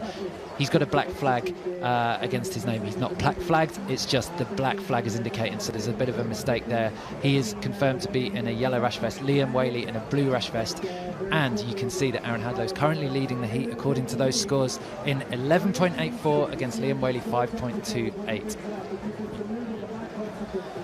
So just catch our breath a little bit. Aaron Hadlow, 5-time world champion in the contest zone that Liam Whaley is currently very much a competitor in. Aaron Hadlow wrote the rule book almost and set the precedent in that contest, but it's not that contest. This is the Red Bull King of the Air, and it's all about big air and it's all about extreme. But Liam Whaley bringing in a good freestyle influence into his repertoire. It's really good to watch, and I bet Aaron's enjoying it as well, but he's probably not happy that he's against him, because he's going to push him all the way. And you can see there that Liam has caught up there indeed, so now the gap is much smaller. Mega Loop KGB, no, not quite there. Aaron Hadlow definitely wanting to go for that. We know that style, we know that entry that he uses before he attempts to pull off a very extreme maneuver. It does seem like the wind has dropped a little bit, judging by the kind of loop that these guys are performing coming in. But again, those about the riders who are able to best adapt to these conditions. Liam Whaley winning multiple exchanges with Aaron Hadlow in this year's Freestyle World Tour. Can he do the same in the semi-final? We are again in the second semi-final here of the 2018 King of the Air. Aaron Hadlow showing us, again, just keeping the scores going. As you see, Liam looking to better. Is he going to go for the double? He goes for the double. Oh, and not quite landing it, but that, having recovered on that landing, it's definitely going to add to his overall impression score at the end of these 8 minutes. But a first-time double Kung Fu handle attempt in this event. So close from Liam. Wouldn't be surprised if he goes for that again. I tell you what, just when you were saying that, you know, we're at a stage where the wind, just having a lull just for 5 minutes for sure, but if there are two riders that we want to see on the water who are going to inject a change and bring in some different maneuvers in this kind of 20-25 knot range with the capability and with the experience of wowing us like that, then it's these two riders with the freestyle experience, and seeing them bring it in is just really, really good to watch. It looks like Aaron's loosening his boots again. Are we going to see him come in and go for the straps? Inject a slightly different score. We haven't seen Lewis do that yet in this contest. I don't think we are going to see him do that either. Sorry, not Lewis. Liam very, very committed in his career to riding boots, so I don't think we're going to see him do that. Liam Whaley spots a kicker out of the back. stalls the loop, loops it nice and low with a late back roll, considering the slight drop in the wind. That's going to score good points. He traveled a huge amount of distance down the competition area, so that's going to give him a nice edge in the 70% category, as we showed. Lewis Crathon showed us just how much a big of an influence that 70% is, as we see. Ooh, mega loop board off. Uncharacteristic. It looked like he wanted to go for the board off boogie loop there, but not getting the kick of wind that he needed. Aaron Hadlow, is he going to be able to recover in terms of adapting to the conditions? As we just want to remind the riders, Aaron Hadlow is in the yellow vest and not the black, as indicated in your screen above there. So Aaron Hadlow dropping his board and not being able to get it back on his feet. It's going to cost him precious time, as we see less than 3 minutes remaining in this heat. Yeah, precious time indeed, but, you know, there's a win at stake, you know. The loser is going out, so there is no point in hedging your bets. You've got to do whatever trick you can to get into the top 3 scores. You know, so they're all averaging 6.66, and Aaron's on a 5.88. Just about holding an overall lead. If he'd landed that mega loop board off, wouldn't have been the highest, but it is being rewarded in this contest because it's new. So I think it's the right thing to do. Liam doesn't have the option of doing it. Liam is fully committed to going as big and as far and as extreme as possible, but he doesn't have the option of doing that, so he needs to go higher than Aaron. Liam Whaley launching, grabbing the nose of the board into a fully committed boogie loop. Oh, that was world-class stuff there by the 2015 World Champion, Freestyle Champion. Again, a first King of the Air appearance for him, and showing that we're definitely going to see him again in the future. That was a large amount of control. He had a good amount of height on that as well. That's going to score well in the 70% category. Exactly what he needed. Exactly what he needed. I think that will give him the 6.12, as you see on the top left-hand corner of your screen, that he needs to take over the first place. But it's not over. Less than a minute remaining. We know that this man is famous for winning events in the dying seconds, as he goes for... He's gone for the same trick as he landed in round 1. Not quite getting the landing that he got in round 1, where he made history. Set a precedent in the contest, taking that trick one step further as Liam continues his barrage. Not the highest trick, but landed it cleanly, and I reckon he'll get one more trick in this heat.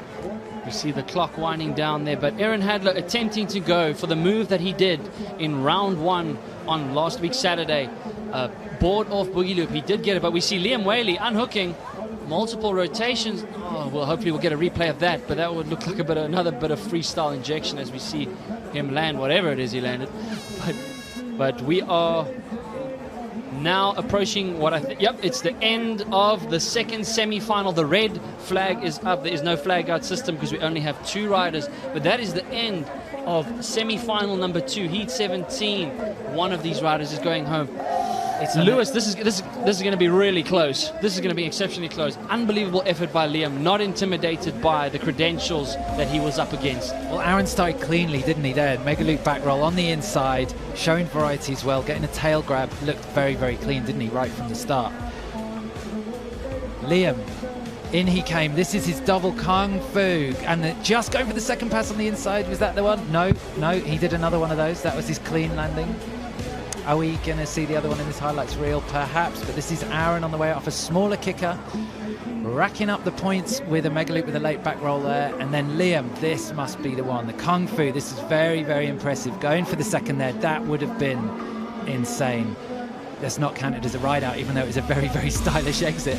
But yeah, just showing great control, great variety. This was the moment that Aaron switched his board up, went for the mega loop board off.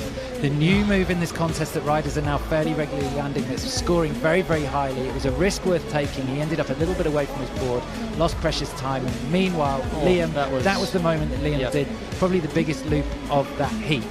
Great time to do it. That could be the move that sees him through to the final. This is going to be really, really close. But again, an exciting matchup. If you've just joined us, we are live here in the beautiful city of Cape Town, South Africa, for the 2018 Red Bull King of the Air event, showcasing the big air aspect of the sport and bringing together 18 of the world's best big air and freestyle riders for that matter. We are about to go into the last of the semi-finals, another mouth-watering match matchup that is at stake. But now we are waiting in great anticipation for the judges to release the score of this semi-final featuring 2015 world champion Liam Whaley and 5-time world champion, 2-time King of the Air champion Aaron Hadlow. And again, an exciting matchup. Liam Whaley, his first appearance at this competition, and showing no signs of letting up and avoiding injury, knowing that he's going to be competing again next year. Well, the last score that we had on the screen just saw Liam just move just ahead in points. So let's see what the overall score is going to make to that. We've seen it make a difference to several heats in this contest. It's a very interesting addition. And great for the crowds, I think, and also great for the spectacle of the sport. And you can see there live the yellow kite in your screen is Liam Whaley. You saw him pumping the crowd as the MC announced, and we had audio confirmation there and visual confirmation from the crowd just before the official stat came up there on the graphics. But yeah, Liam Whaley has put out the 2-time Red Bull King of the Air, Aaron Hadlow. Liam Whaley, the wild card, first time in this contest. He's in the contest because Nick Jacobson, the King of the Air from last year, is unfortunately out from an injury, but what an impact he's had.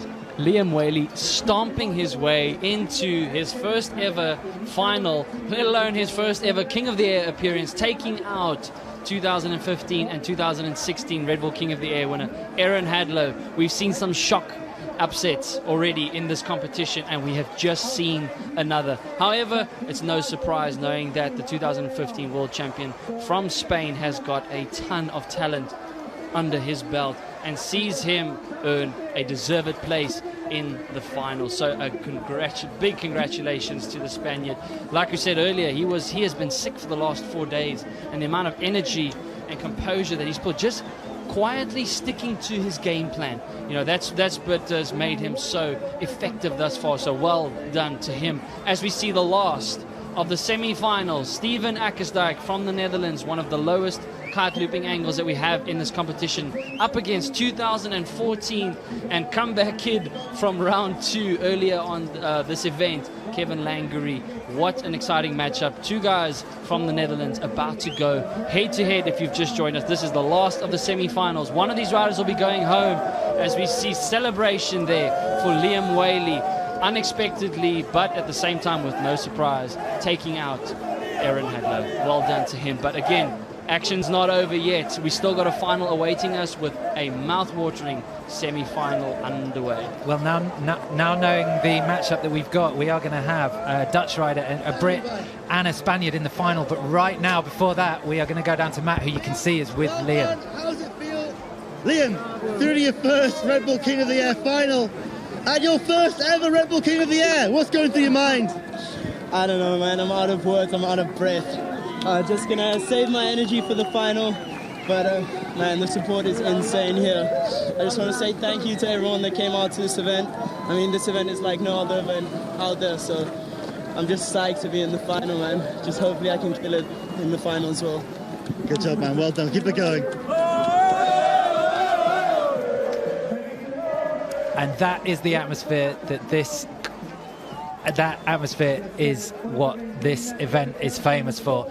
And it really hasn't made a difference in moving from Big Bay to here. If anything, there's more crowd here, more fervour. And Liam, like you said, it's his first time in the contest, and just really getting the goosebumps from it. He's absolutely loving it. But we are into the third and final semi-final. The next round will be the final, and one of these 2 riders will be making their way into it. They're both from Holland. Kevin Langery on your screen in the blue rash vest, and Steven Akkersdijk in the black when we see him next. In the yellow, sorry.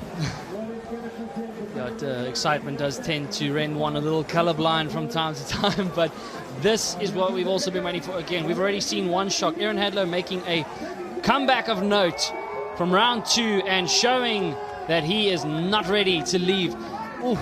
Knowing that Kevin Langery has had some of the highest scores thus far. So fantastic effort there by him as he pulled off a nice mega loop laid back roll, scoring a lot of points. We're seeing the 70% height factor come into play. At the moment, yes, Steven Akkersdijk does have the lowest kite angle, but at the moment we have seen, as an example, Lewis Crathon taking out Jessie Richmond, utilizing that 70% height factor. looking at the gear of choice here, that definitely is going to work into Kevin Langry's favor, but there's no telling what can happen. No, they're both coming at it from different angles here. We're going to see a real contrast, and it's going to be really exciting over the next 7 minutes. But to confirm, there in the blue rash vest, that's Kevin Langry, and that in the yellow rash vest is Steven Akkersdijk. Steven Akkersdijk, a podium finisher alongside the guy he is competing with right now, so a lot of competition experience. He would have analyzed a lot the last few heats and knows what he's going to have to do. But Kevin Langry has been boasting some of the biggest scores of the event thus far as he goes into a super stylish controlled boogie loop. Not the lowest kite angle, but again, we are definitely seeing that 70% height factor. The judges are looking for your trick and will rate you up against 70% height, 30% extremity. We know that Steven does have somewhat the advantage, one might say, based on experience for that 30% factor, but Kevin has been pulling off some of the highest scores thus far with the trademark move that he did in the finals back in 2014. Board off there, grabbing the tail of the board, just whipping it out, and you can hear the crowds pumping. You know what the difficulty is with the extremity? It's making consistent landings, like we are seeing here from Steven. And the risk he has there is he rushes into the water to get the kite back over his head. He made it, but on the eyes, there's a definite visual difference. So we can see that Kevin went much higher in the first one. But, you know, you can be extreme, but you've got to land. And what Kevin does really well is maintains consistency and gives the impression of control. We have seen him in Red Bull King of the Airs in the past where we've said, hey, you know, Kevin, it's time to step it up. You need to get that kite lower. And what does he do? He does it. So he's a great competitor, and I think we're going to see a really interesting matchup as we get to the final stages. For sure, we're going to see Steven in the next couple of minutes get his kite lower, but will we see the scores average out where Kevin manages to not only get his kite as low and have as much extremity, but also an incredible amount of cleanliness and good variety as well. Steven finding perfect contact with the kicker. Not getting enough time to get back underneath his kite, but that was a high-risk maneuver. As you saw, his kite just stall in front of him. Kevin Langry responding there with a trademark mega loop laid back roll and taking that back foot, or front foot, shall we say, out of the board. Another trademark maneuver that won him the title back in 2014. But Steven throwing down that risk factor, but at the moment one would say Kevin Langry in control of this heat. Yeah, you saw the speed that Kevin's kite went around there. It was already at the top of the window, already in the safe zone, catching him as he came in. But he got more height out of it. So there are two camps of riders in this. Riders who are very committed to that extreme all or nothing. Kevin comes from a very broad background of riding, and you can see there just how much longer his line length in there. He's probably on 24s. The kite goes round quicker. But he also, talking to him earlier, He's switched up his kite this year. He's riding the pivot, the Nash pivot. He also uses it for wave riding, uses it for big air, uses it for everything he does. And there's a lot to be said for having that simplicity in your approach and just getting used to the same kite. He has incredible control, and the amount of input that he's putting in the bar is really influencing the speed that the kite's going round. He's got that much control, you know. Absolutely, they're definitely equipment choice, and knowing that 70% height is what the judges are looking for, they want height. It does seem that Kevin Langry's quiver equipment at the moment with longer lines and slightly different shaped kite could be to his advantage, as we saw Steven, again, just like Jessie Richmond, throwing down a solid boogie loop there with a low kite angle, unfortunately not landing it. He will be rewarded on his overall impression score for that attempt. The judges are going to give you points even if you crash. But here we see Kevin connecting perfectly, committing there with that fully inverted body position boogie loop. That's going to score big. He had a huge amount of height on that. Kevin Langry is stomping it out there. As I said, equipment looks like it's going to play a big role as we see Steven turning around and opting to go back to the beach as he will hunt for another ramp. But Kevin Langry, 3 solid scores in the 6.5 plus region there. 6.82, 6.67. Steven Akkersdijk needing an 8.38. We have yet to see a trick that has gone into the 8-point range, putting Steven Akkersdijk in what is probably a combo situation. Well, technical tweaked and radical, wasn't it, that move from Kevin there, just right on in time there for when we were talking about it. And here he goes.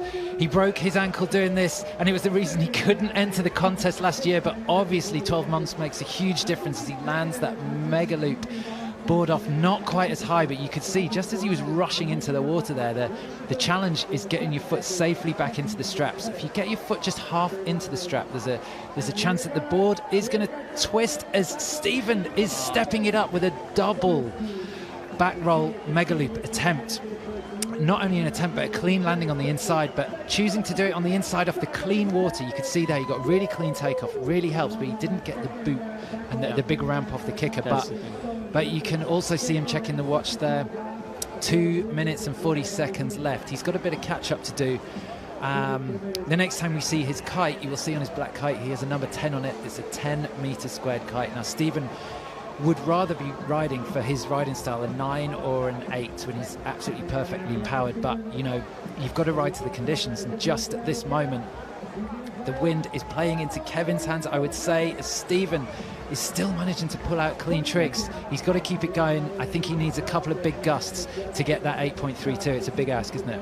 Definitely no small order there, as we see Kevin spotting that ramp. He has found it. He will launch his kite up, not connecting as smooth as he would, but still making good use of that jump. I don't think that's going to better any of the high scores that he has put up, as we see a 7.38 there from Kevin. That's a solid score. Don't think that maneuver that he did there will better any of those three, but still keeping the clock going, just keeping the variety in there.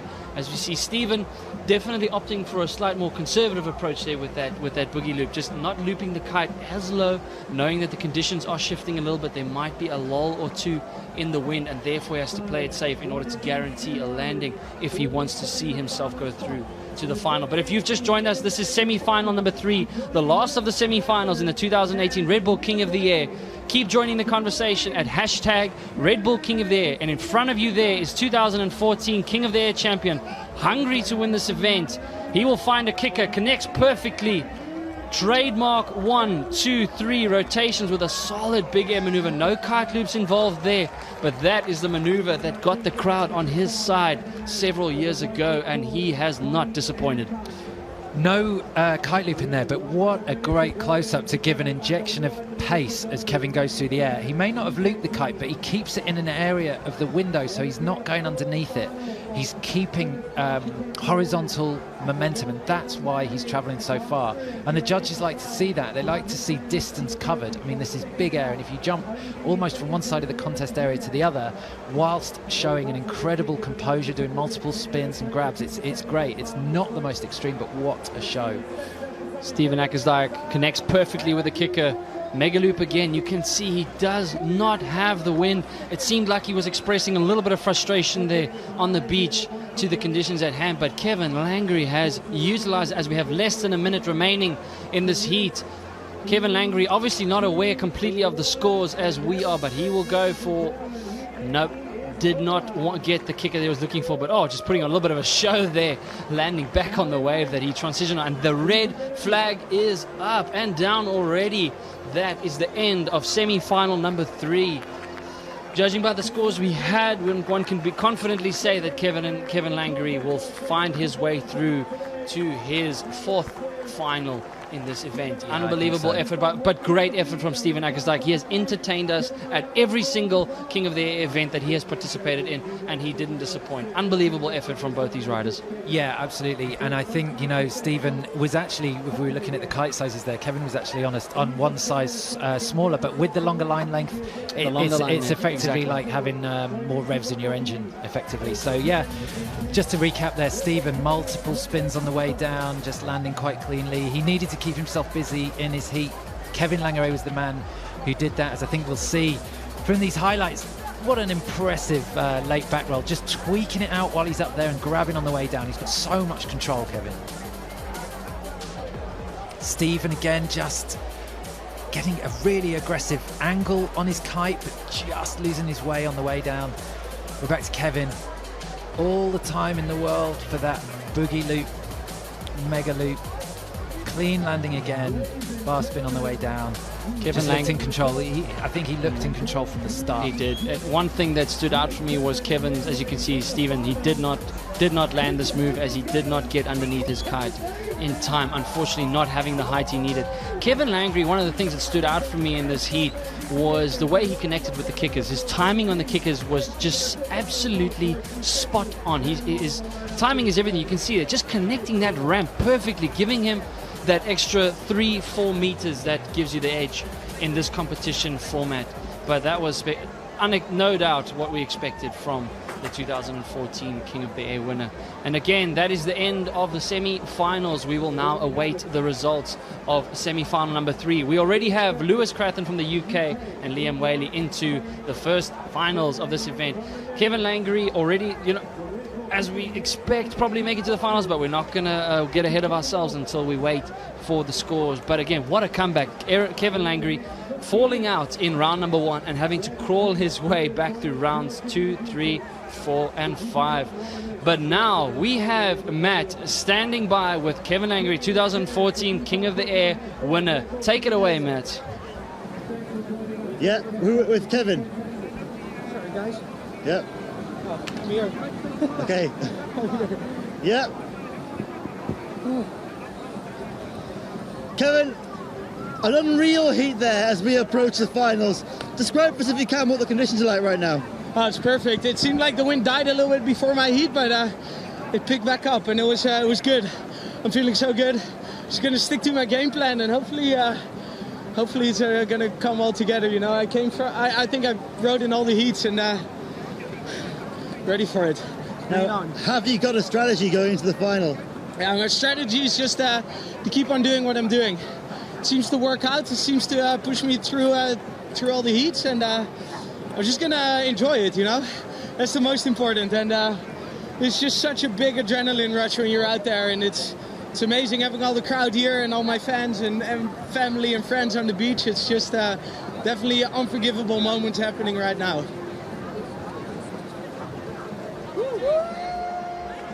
Kevin Langley there, no surprise, through to the finals of this event, taking a solid first place finish there, cementing not only on his overall score, on his overall impression score, but his individual scores, a 7.38. He has definitely been boasting some of the highest scores of this competition. Steven Ackersdijk, fantastic effort by him, and a previous podium finisher in the King of the Air, will unfortunately no longer be competing, but what an effort from him. He can be proud and walk away with his head held high. He will stick around still for the prize giving again. So there we have Kevin Langley through to the finals, and we finally now do, excuse the pun, have a matchup you've all been waiting for. Some huge upsets, big names have fallen here, showing you just how much the talent has risen over the past year. Jessie Richmond and Aaron Hadlow, big names being eliminated, but Kevin Langley, consistent as ever after a shocking first round effort, has now found himself in the 2018 King of the Air final. So unbelievable work there by him. So Jim, a final in many ways that we did not expect the names to be here, but that just shows where the sport has gone. Well, perhaps, but looking at the riders in the final, it's the final that represents the competition that we've had. That's right. We've got 3 very, very different riders, and if you're watching the live stream, you'd be crazy to leave it now, because the 3 riders that we've got are going to demonstrate the very different approaches that we've seen in this competition, and they're going to go head to head in the final, and whichever one plays the best to the wind conditions and to the judging criteria is going to come away with the win. I'm glad I am not one of those 6 judges, because this is going to be difficult, really difficult. Those judges having cemented their places here. Also, as regulars at the King of the Air event, tons of experience coming into play. A lot of discussions that they have. Also, your head judge, Alex Fleicher, constantly in communication with the riders, ensuring that each rider understands what is expected of them in this competition and need to adjust accordingly. Like I said, we have seen the criteria change a little bit over the years. This year bringing in the height factor, and that's what the spectators want to see. They want to see height, that you've got to bring in the technical side, as we see it working for riders like Liam Whaley and Lewis Crathon, but again, just capitalizing on that 70% factor. And it's just amazing to see. And also we see equipment choice, quiver choice playing a big role in that. Yeah, I mean, the purists for this event, Red Bull King of the Air, would want to see, you know, pure big win. But the reason I love this contest is because it challenges the riders to ride to the conditions. We are well within the contest zone here, 25 plus knots. And the riders are going to have to really dig deep and show a real complex collection of moves to take this competition down. So really exciting. My mouth is watering for this. Now, like I said, super glue on the seats. But for those of you who missed some sensational action, we are going to take you through the highlights of round number 5. Sit back and enjoy, and stay seated for the finals after this. But for now, let's take you through what was, I would arguably say, of the best semi-finals we've seen since this competition started.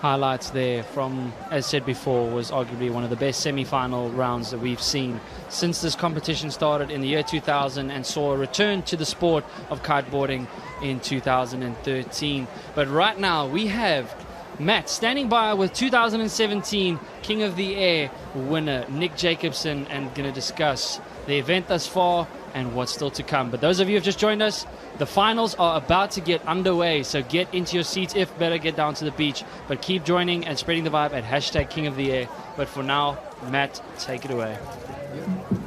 Okay, so I'm here with 2017 Red Bull King of the Air, Nick Jacobson.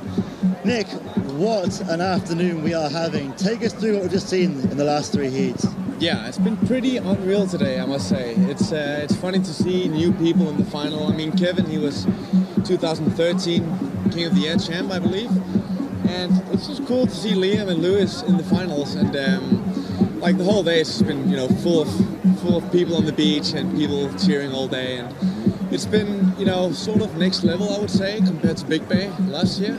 Because you can jump higher here, and the wind is a bit more steady and lofty. So it's just been unreal today. And of course, It must feel quite strange for you, your teammate and your replacement, Liam Whaley, who's never ridden in this competition before, claiming a place in the final. Yeah, Liam Whaley, he's world champ freestyle kiteboarder, so he knows what he's doing, definitely. But to see him in the final, I mean, I knew he would come far in the event, but seeing him in the final is just like crazy. But he's been riding well all day, and he's very solid, very consistent all through his heats, and yeah, I'm definitely voting for him. Well, of course, it's not the final that any of us could have really imagined, but we're about to roll back into the final now, so I'm going to hand it back to Jim and Colin in the commentary box to take us into the final heat of the day. Nick Jacobson, unfortunate that he is not competing this year, but oh boy, Liam Whaley has sure taken his place, giving us an analysis and a rundown of what he thinks is going to go down here in the 2018 Red Bull King of the Air. If you've just joined us, we are coming to you live from the beautiful windy city of Cape Town, and we have a show installed for you. The first final, and the final that we've all been waiting for. The 2014 King of the Air winner, Kevin Langery, he is going to go up against, how should we say, making his debut at the King of the Air competition, Liam Whaley, consistent as ever throughout this competition, and big air specialist and a true ambassador for the sport, Lewis Cratton from the UK. Jim, you know him very, very well. I myself have had the privilege of also competing and training with Kevin Langery for many years. Oh, a lot of talent, a final that many would not necessarily have predicted, but we knew it was possible. It's not something that, in terms of, it's neither here nor there, but a lot of people, the big names and credentials that have already gone out of this competition, but boy, this is the one that we've been waiting for. Yeah, for sure, this competition has the ability to surprise, but when you start with 18 riders who've not only qualified through previous ability, but wildcard standings and then great video entries, then yeah, there is the ability to surprise, and it's a very open format, and that's why we've seen Liam. He's ridden very, very cleanly all the way through the contest and made it through to the final. He's barely put a foot wrong. But as we said before, and as we'll talk about in the final, 3 riders coming from very different approaches. Yes, that's right. It's going to be very, very good to watch. Absolutely, 3 different riders, 3 different approaches. Again, going to make it interesting for the judges in how they grade these 3 unique styles. Speaking of which, we will now take you to the judges' clip and explain a little further.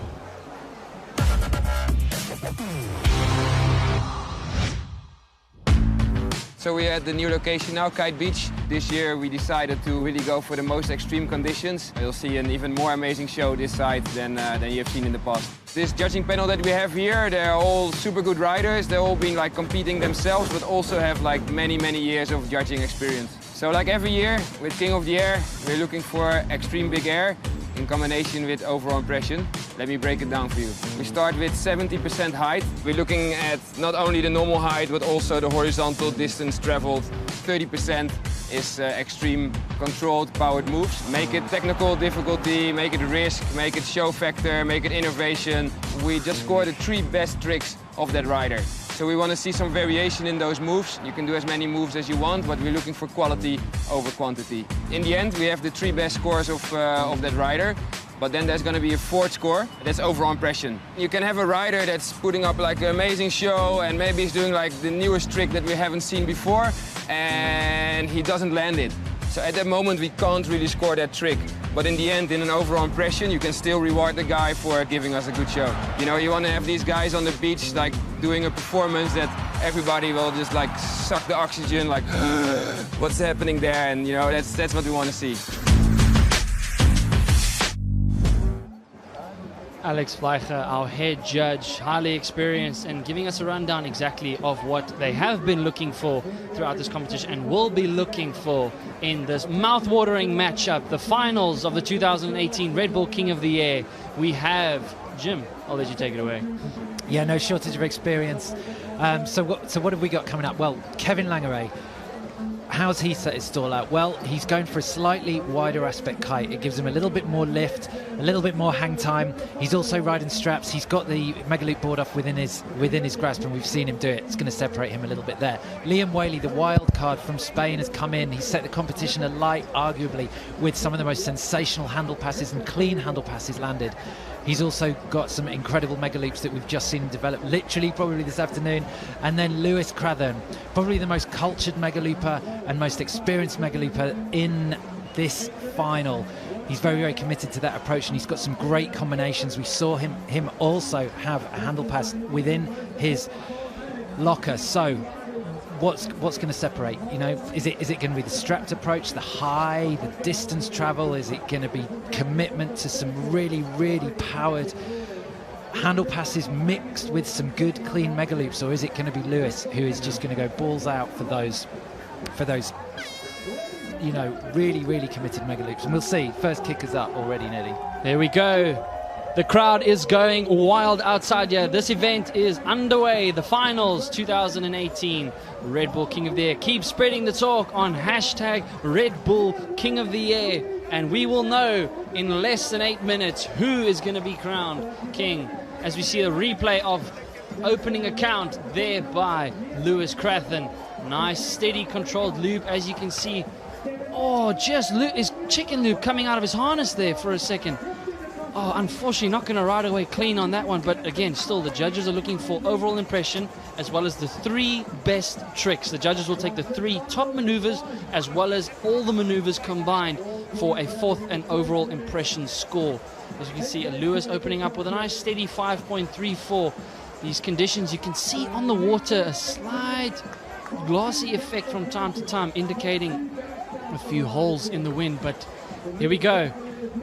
Liam Whaley grabbing the nose of his board and spinning into a multiple rotated boogie loop there, but not quite landing it cleanly and coming out with the control that the judges will be looking for. But Kevin Langery up and riding. Here we go. He's going to spot himself a kicker. Has he got what it takes? Has he he needs that. He's got a ramp. He's going to go for it. He launches into the sky. Huge mega loop laid back roll.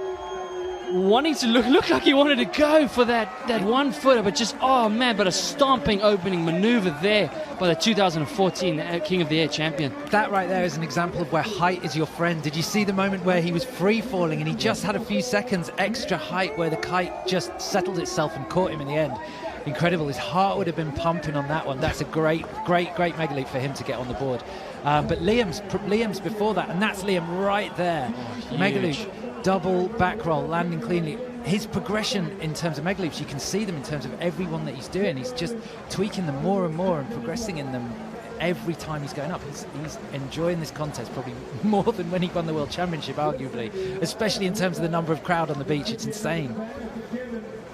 Absolutely no stranger to pressure and competition. Well, as you see, Lewis controlling. Oh, look at his kite just stalling there for a second. He will get scored for that though. But here, a quick replay of Kevin.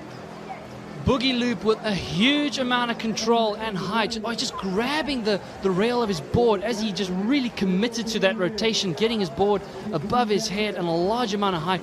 Good amount of variety and control. The judges want to see you make it look easy.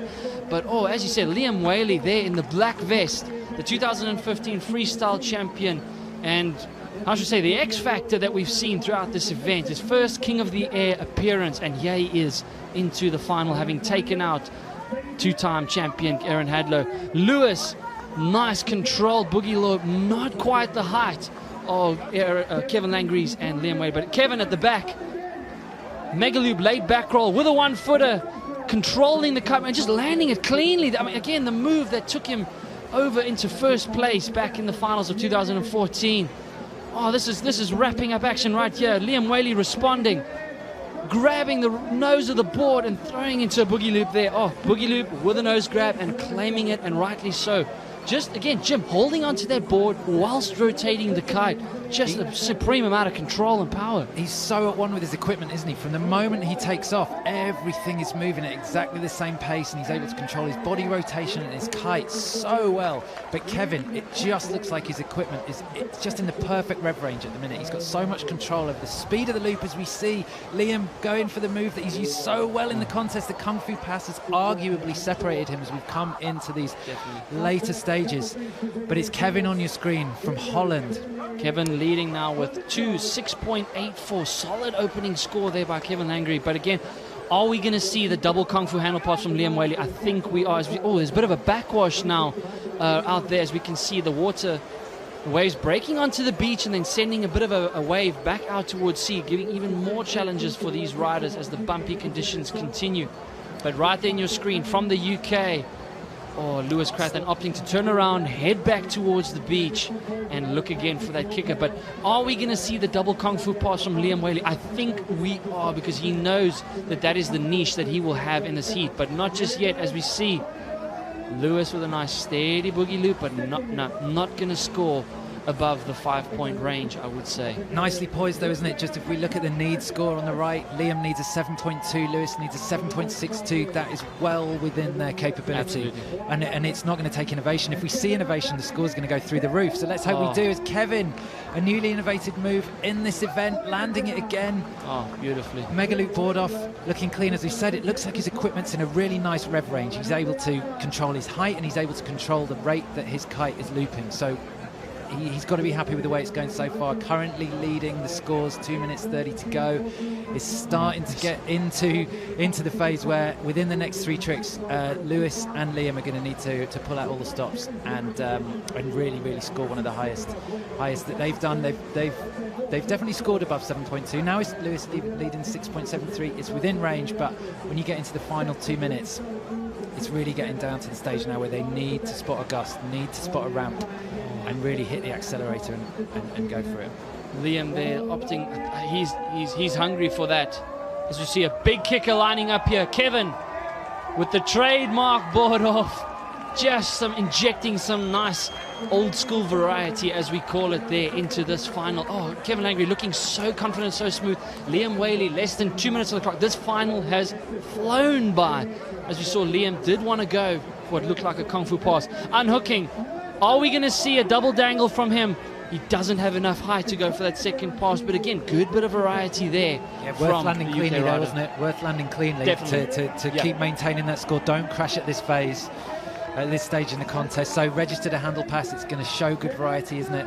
So good work from Lewis there. Is it going to be enough? Here we go. Liam Whaley grabbing onto the middle of his bar. A bit of a mediocre attempt, shall we say, to make Luke KGB. I don't know if that was the right strategy there from Liam Whaley, knowing that he needs. But again, these riders might not necessarily be aware of the scores that they have at the moment unless they have a caddy on the beach to notify them. But less than a minute to the end of this final, as we see Lewis Crathern from the UK. He'll be super excited just to be here, the big air specialist and true ambassador of the sport. Eyes out what could be a kicker towards Robben Island. There we go. As we see, he heads out back in there, as we see what is nearing the end of the transition period, the first 8 minutes. After 8 minutes, one of these riders will be flagged out, and we will then continue after a 2-minute transition period. He wants it. Liam Whaley wanting to go for Mega Loop KGB, but was not able to unhook the chicken loop out from his harness. He's not afraid to go big. He's not afraid to do what it takes to win this event, but at the same time, the height factor is going to count. As you see, Lewis Crathern, nice, steady mega loop with a late back roll, but again, not going to score a whole lot of points as he doesn't have the height that he needs. Is it just me, Jim, but it looks like Lewis has opted for a quiver change? Yeah, Lewis, I think he's had to switch up. I think he was struggling a little bit for power. So definitely gone for a step up in kite size, but also a different style of kite as well. I think he's gone for a slightly flatter kite. I think he might have gone for the Evo. I think he had to. I think it's going to play better into the rev range, but we'll see how it plays out. He's got to survive this transition period first. Speaking of the transition period, we are now in it as we await to see which of these 3 riders will automatically claim 3rd place. 2 minutes to decide.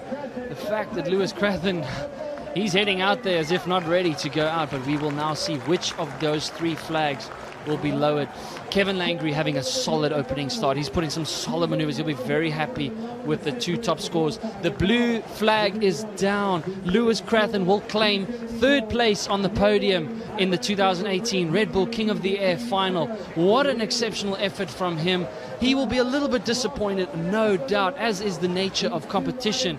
But here we are now, set for the remainder of the 4 minutes between Liam Whaley, 2015 freestyle champion, and Kevin Langry, well-known competitor and frequent competitor in the Red Bull King of the Air discipline. Yeah, and both with very different carrots in front of them, aren't they? I mean, Liam Whaley coming in as the wild card, going to make a name for himself, entering the competition first. Can he win it? Can he take down Kevin Langry? Kevin's bait, well, he is chasing to equal Aaron Hadlow's record, and that's right. If anyone wants that, it's Kevin. So fortunately for Kevin, it just looked like he was just a bit ahead on points. Those points are going to carry through now into the second part of the heat. So when the scoreboard comes up, it's going to be very interesting to see.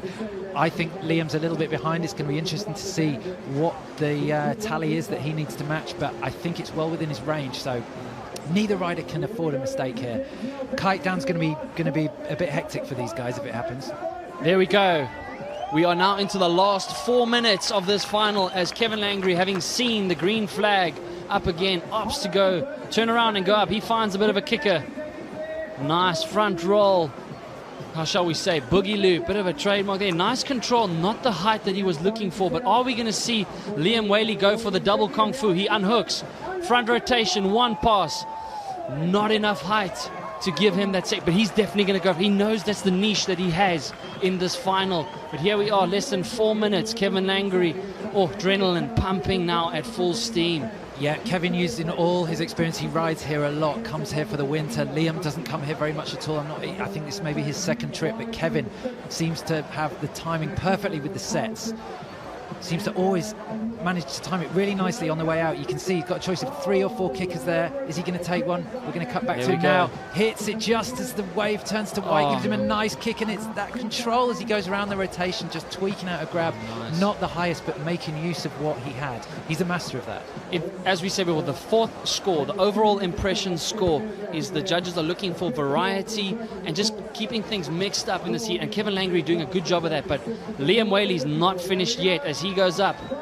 Boogie loop with an additional rotation on the way down. You can see the wind does seem to be a little bit light on the inside, judging by the handle passes that he's also trying to go for. It does look like there's a little bit less wind, but this is where Kevin Langry might just have that better experience in terms of this location, having trained here so many times for so many years. He goes back out. I think we've got to see the mega loop board off from Kevin. There we go. Surely. Oh, the nice one-footer. Just a little bit of variety. We actually haven't really seen that one just yet. Nick Jacobson, of course, being the master of that one. That's what earned him the title last year. Again, variety. He's just adding that variety here into this final. Liam Whaley, nice mega loop laid back roll. That was a good one, I would say, there from Liam. They were getting just a little bit of height, a little bit more height than what he needs. But there you can see on the scoreboard, we're still waiting for some of the scores to come in with less than 2 minutes remaining. Liam needing a 7.88. Yeah, I'm surprised Kevin didn't go for the mega loop board off there. See what's going to separate him a little bit there, and obviously they don't know that the scores are this close. I'm surprised that he went, and if he could got the grab, he didn't go for the board off. But hey, you know, all these riders are riding on instinct, and Kevin's got another run now. He's still got 1 minute 20 seconds, so maybe he's got another chance, but I would be surprised if we didn't see him go for that now. It's the move that, although he broke his ankle coming into the competition last year, which made him miss it, he's landed it a few times. Are we going to see it up for the kicker? Here we go, just tweaking it out. No, but super clean, undeniably clean, Kevin, as he always is. All right, we did see Liam Whaley came in here, Kung Fu pass. Oh, it looked like, an added rotation, wanting to go for that second part.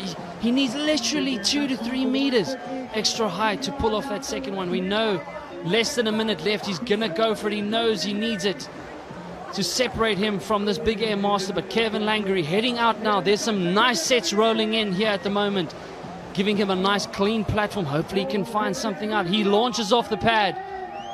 Oh, not quite the wind. It looks like the wind dipped on him a little bit there, but still making good use of the conditions. Does he have enough time to come back in and ride back out? Here we go in the dying seconds. It looks like he might have enough height. No. Oh, but landing it to blind. A nice bit of variety in the landing injected there by Liam Whaley. Is that going to be enough, though, in terms of height? We're coming down to fine margins, aren't we? I mean, it was close in the score, and is that, as we've seen throughout the contest, is the overall impression going to have an impact on this 2018 final? Liam Whaley did all he could. That final 180 that he just put in at the end there, is that going to make the difference? We will see. Well, that is the end of the final. Unbelievable action unfolded here in Cape Town for the 2018 Red Bull King of the Air. Stay tuned. We will be going to the prize giving soon. But Jim, that overall impression fact, as you say, is it possible that Kevin Langery injected just the right amount of it? Judging by that 70% height. Don't forget 70% height is what the judges are looking for. But money's on Kevin here. Has he earned his second King of the Air title? History's on the side of Kevin, isn't it? And experience in this contest. I mean, who could argue with Kevin? He's got immense, not just competition experience, but in this. Remember, if he wins this, he equals Aaron Hadlow in terms of the number of titles in this contest, and that's something that he really wants. He didn't go for the full mega loop board off, I don't think, in the final, unless he did land one and we didn't see it. But he, in his mind, will have watched Liam. I'll be surprised if he says he didn't. But I'm pretty sure he would have watched Liam and worked out in his mind what he had to do. And given that, the last graphic that we had on screen showed him with a marginal point lead. What's the overall impression score going to do?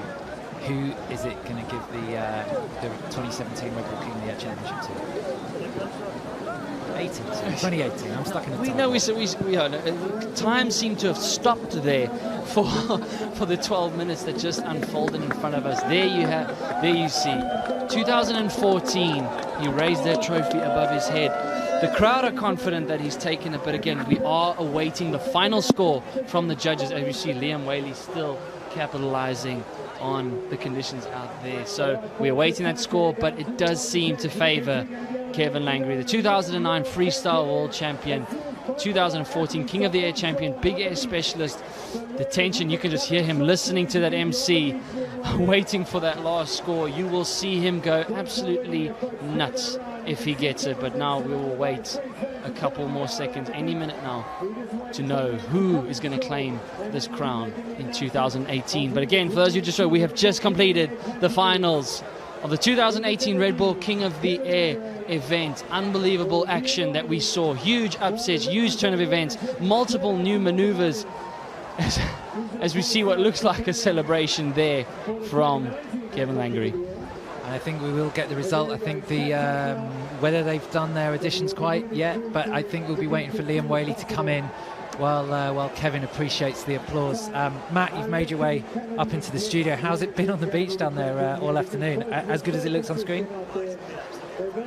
It's been incredible. I mean, there was a slight wavering in wind at one point, but through the semi-finals there, it's just been absolutely amazing. What we saw there was not a final anyone could have predicted, but yeah, those three riders are back up to some really challenging conditions against some of the best riders in the world, really. So yeah, what a finale for 2018 Red Bull King of the Air. Brilliant, Matt. I'm sure it's been a great afternoon, great 2 days down there on the beach, and we're still waiting for the result. And this is what's so good about the King of the Air, isn't it? The crowd make the contest, and it's so nice that they get to be stage front, really, while we're waiting for the results. Just waiting for Liam to come in. Kevin, time for some selfies. What a time. Adding to the nerves. Has Kevin got it? What do you think, Pete? I personally think he has. We are listening now. Kevin Langery, the 2018 Red Bull King of the Air champion. The crowd has gone ballistic outside. A fantastic accomplishment for him here in Cape Town. A deserved winner. I would say no surprise. He knew how to pull it through in those last few minutes. I think he couldn't quite hear it. It didn't seem like he couldn't hear, but I think that is confirmation that Kevin has won, and he will make his way up to the prize giving now. He even just seems a little bit confused. I'm not sure what's going on there. But anyway, confirmation there. An 8.04 for overall impression. That is a high score. A big differentiating factor. That was something that we noticed. Liam Whaley was going for similar maneuvers over and over, trying to, but instead of working on that overall impression. But you can see Kevin Lange with a 7.16 score, but that overall impression giving him a score of 28.88 over a 26.26. Huge congratulations there for two-time now King of the Air winner Kevin Lange. An unbelievable final. Jim, we saw him capitalizing on the conditions.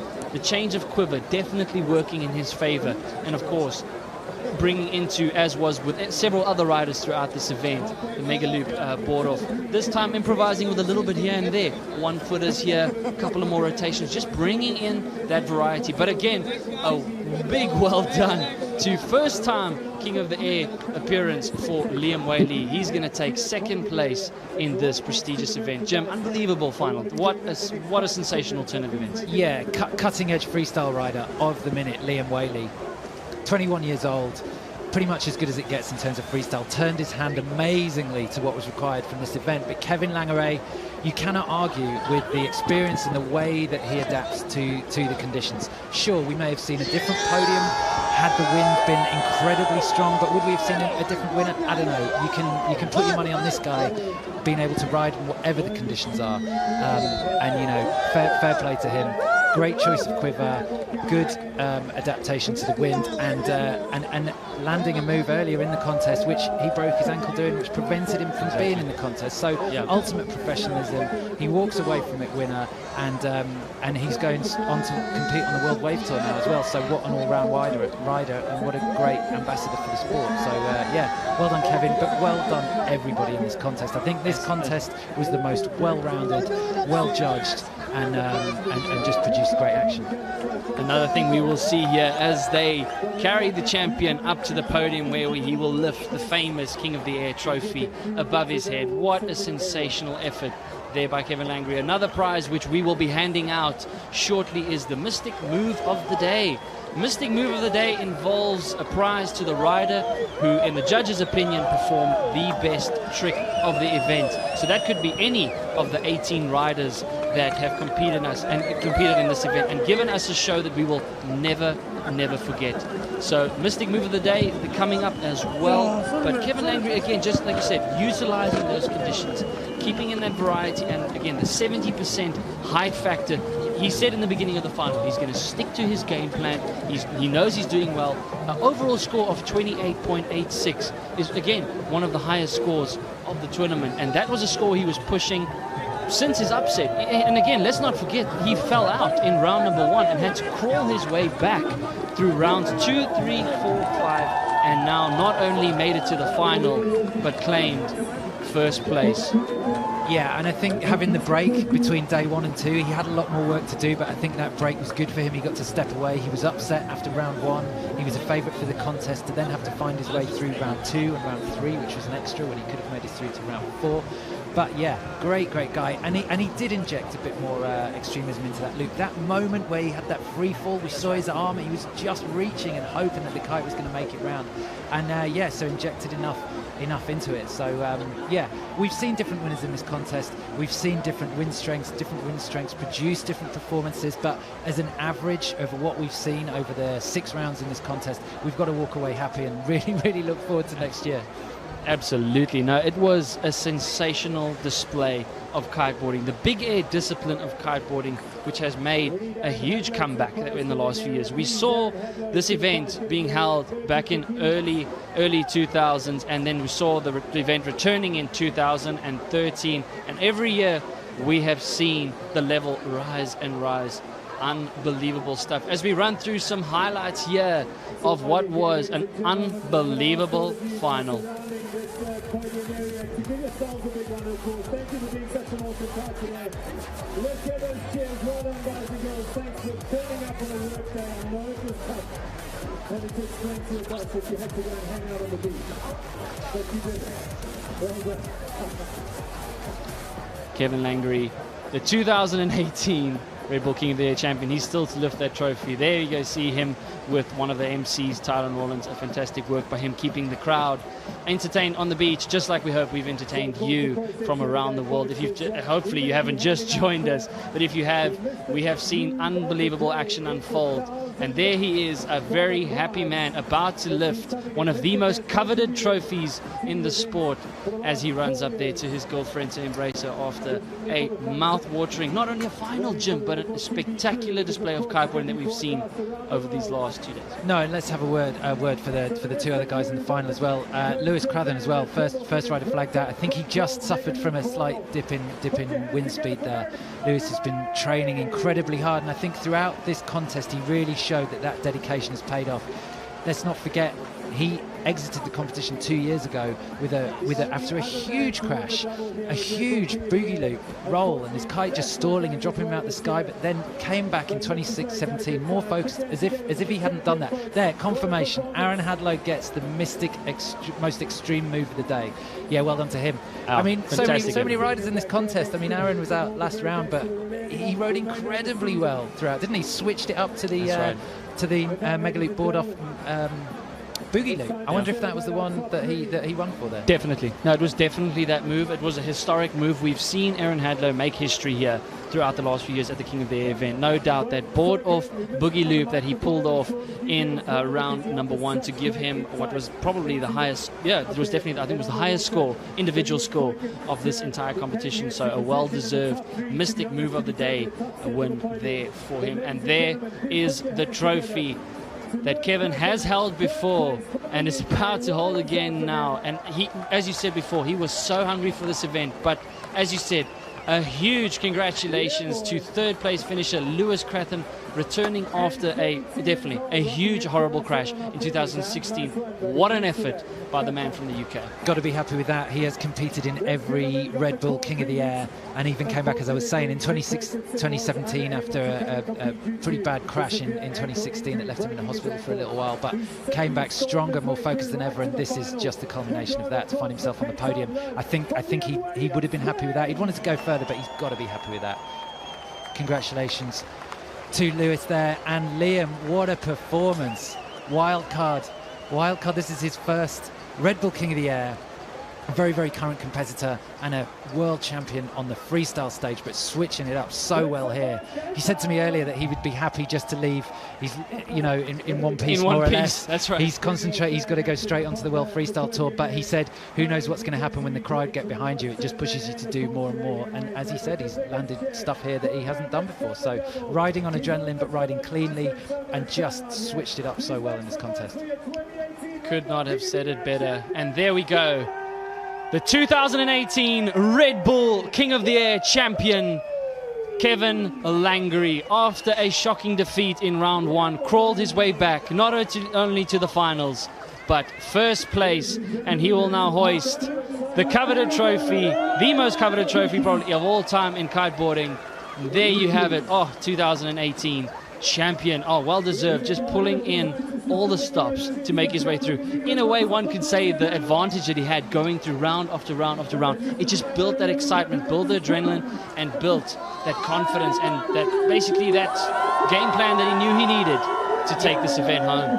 Absolutely, and throughout this contest we've had strong wind, we've had more technical wind, but that is the name of the game. This is a wind sport. We can aim for a perfect wind speed, and we can train for the conditions, and Kevin Langery is an epitome of that, and that is why he is holding that trophy above his head on your screens right now. As we take a moment just to relish and take in the spectacular scene that we saw begin last week Saturday, with riders pulling off maneuvers that we've never seen before at this event, historic moments going down, again, debuts being made, history being made, careers being shattered in a way, as well as some careers being made.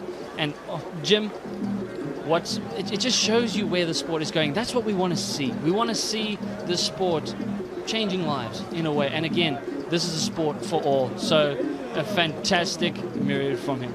Yeah, absolutely. I mean, 6th year, we're still seeing progression. That's what the Red Bull King of the Air is about. And so, yeah, Colin, I think that is it from us. So I will leave it to you to sign off. But thanks, everybody, for watching. It has been a fantastic experience. Jim, it was a fantastic experience. Matt, thank you so much as well for the hard work on the beach. To all of those you who from around the world who joined us for this historic event, we thank you so much for tuning in, and stay on path for post-production material as we sign off for the 2018 Red Bull King of the Air. We hope to see you all next time. Keep spreading the love on hashtag Red Bull King of the Air. But there you have it, 2018 King of the Air champion Kevin Langery, and we hope that each of you have a fantastic evening, and we'll see you soon.